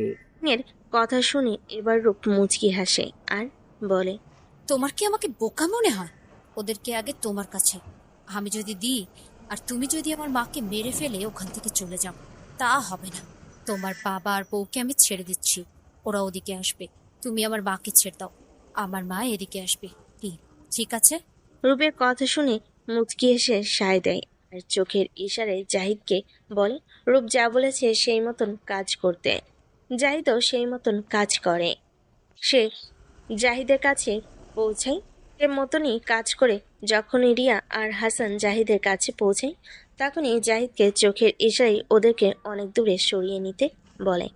জাহিদ ওদেরকে নিয়ে সরে পড়তে কিং শুট করে রূপের ডান হাত আর ডান পায়ে, আর কিংয়ের লোকের চারিদিক থেকে গুলি করে রূপের সব লোককে মেরে ফেলে। গোলাগুলি দেখে বিল্লা ওখানেই বসে পড়ে যাতে ওর গায়ে গুলি না লাগে আর ও বেঁচে যায়, আর মনে মনে বলে ভালোবাসা আর দল জাহান্নামে যাক, আপনি বাঁচলে পাবেন না। আপনি বেঁচে থাকলে এরকম হাজারো লিড তৈরি করতে পারবেন।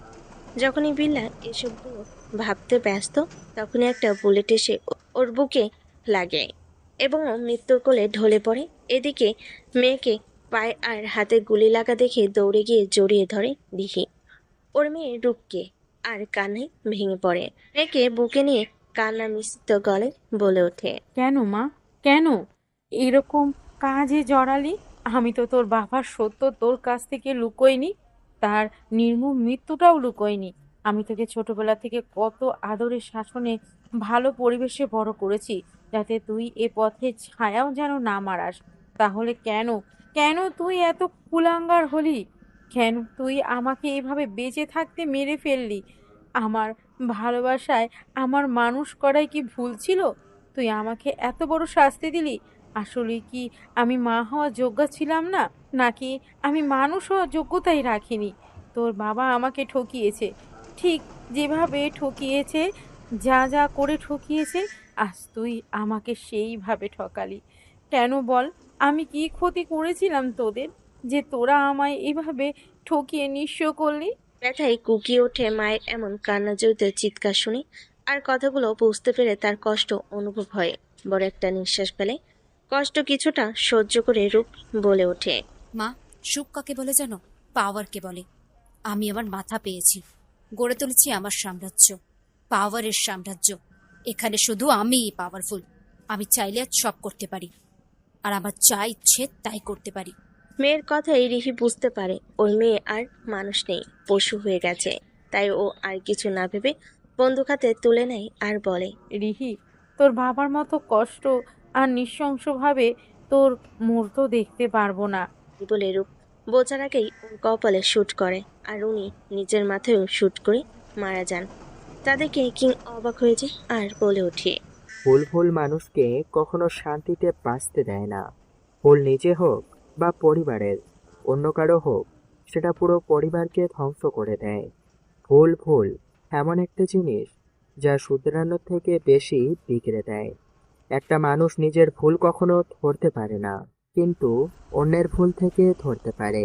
নিজের ভুল মানতে নারাজ, অথচ অন্যের ভুলকে স্বীকার করতে উঠে পড়ে লাগে। এটাই মানুষ। মানুষ মানেই বহুরূপী, যার রূপের কোনো শেষ নেই। কিং যখন এগুলো ভাবতে ব্যস্ত তখনই রিয়া দৌড়ে এসে তাকে জড়িয়ে নেয়। রিয়া পুরো শরীর কানাকাটির দাপটে কেঁপে কেঁপে উঠছে। তাদেরকে রিয়ার মাথায় হাত বুলিয়ে কিং বলে, আমি ঠিক আছি, ভয় পাস না। আর চল বাড়ি যাই। আর আজ না, আমি তোকে কি বলেছিলাম? কিং এর কথাই লজ্জে মুখ লুকাই কিং এর মুখে, আর হাসান এসে কিং এর সামনে দাঁড়ায়। কিং এর সামনে এসে বলে, আমি জানি তুই রকি কিং। আমি তোকে মানা করব না এ পথে থাকতে, বাধাও দিব না। শুধু আমার একটাই কথা দে, তোর এ কাজের প্রভাব না পড়ে। বাবার কথায় সায় দেয় কিং মাথা নাড়িয়ে, আর ওখান থেকেই বাবা এবং কিং ওরফে রকি। বাবার কথায় সায় দেয় কিং মাথা নাড়িয়ে, ওখান থেকে বাবা আর কিং ওরফে রকি। এভাবে পাপের ধ্বংস আর সত্যের জয় হয়। এবার সত্যের পথে চলে, সুখে শান্তিতে ঘর করে, কাজ করে দেশের শক্তি হয়ে পাপীদের জম হয়ে রয়ে যায় আমাদের রকি কিং। আজ এ পর্যন্তই, আবারও দেখা হবে নতুন কোনো গল্পে।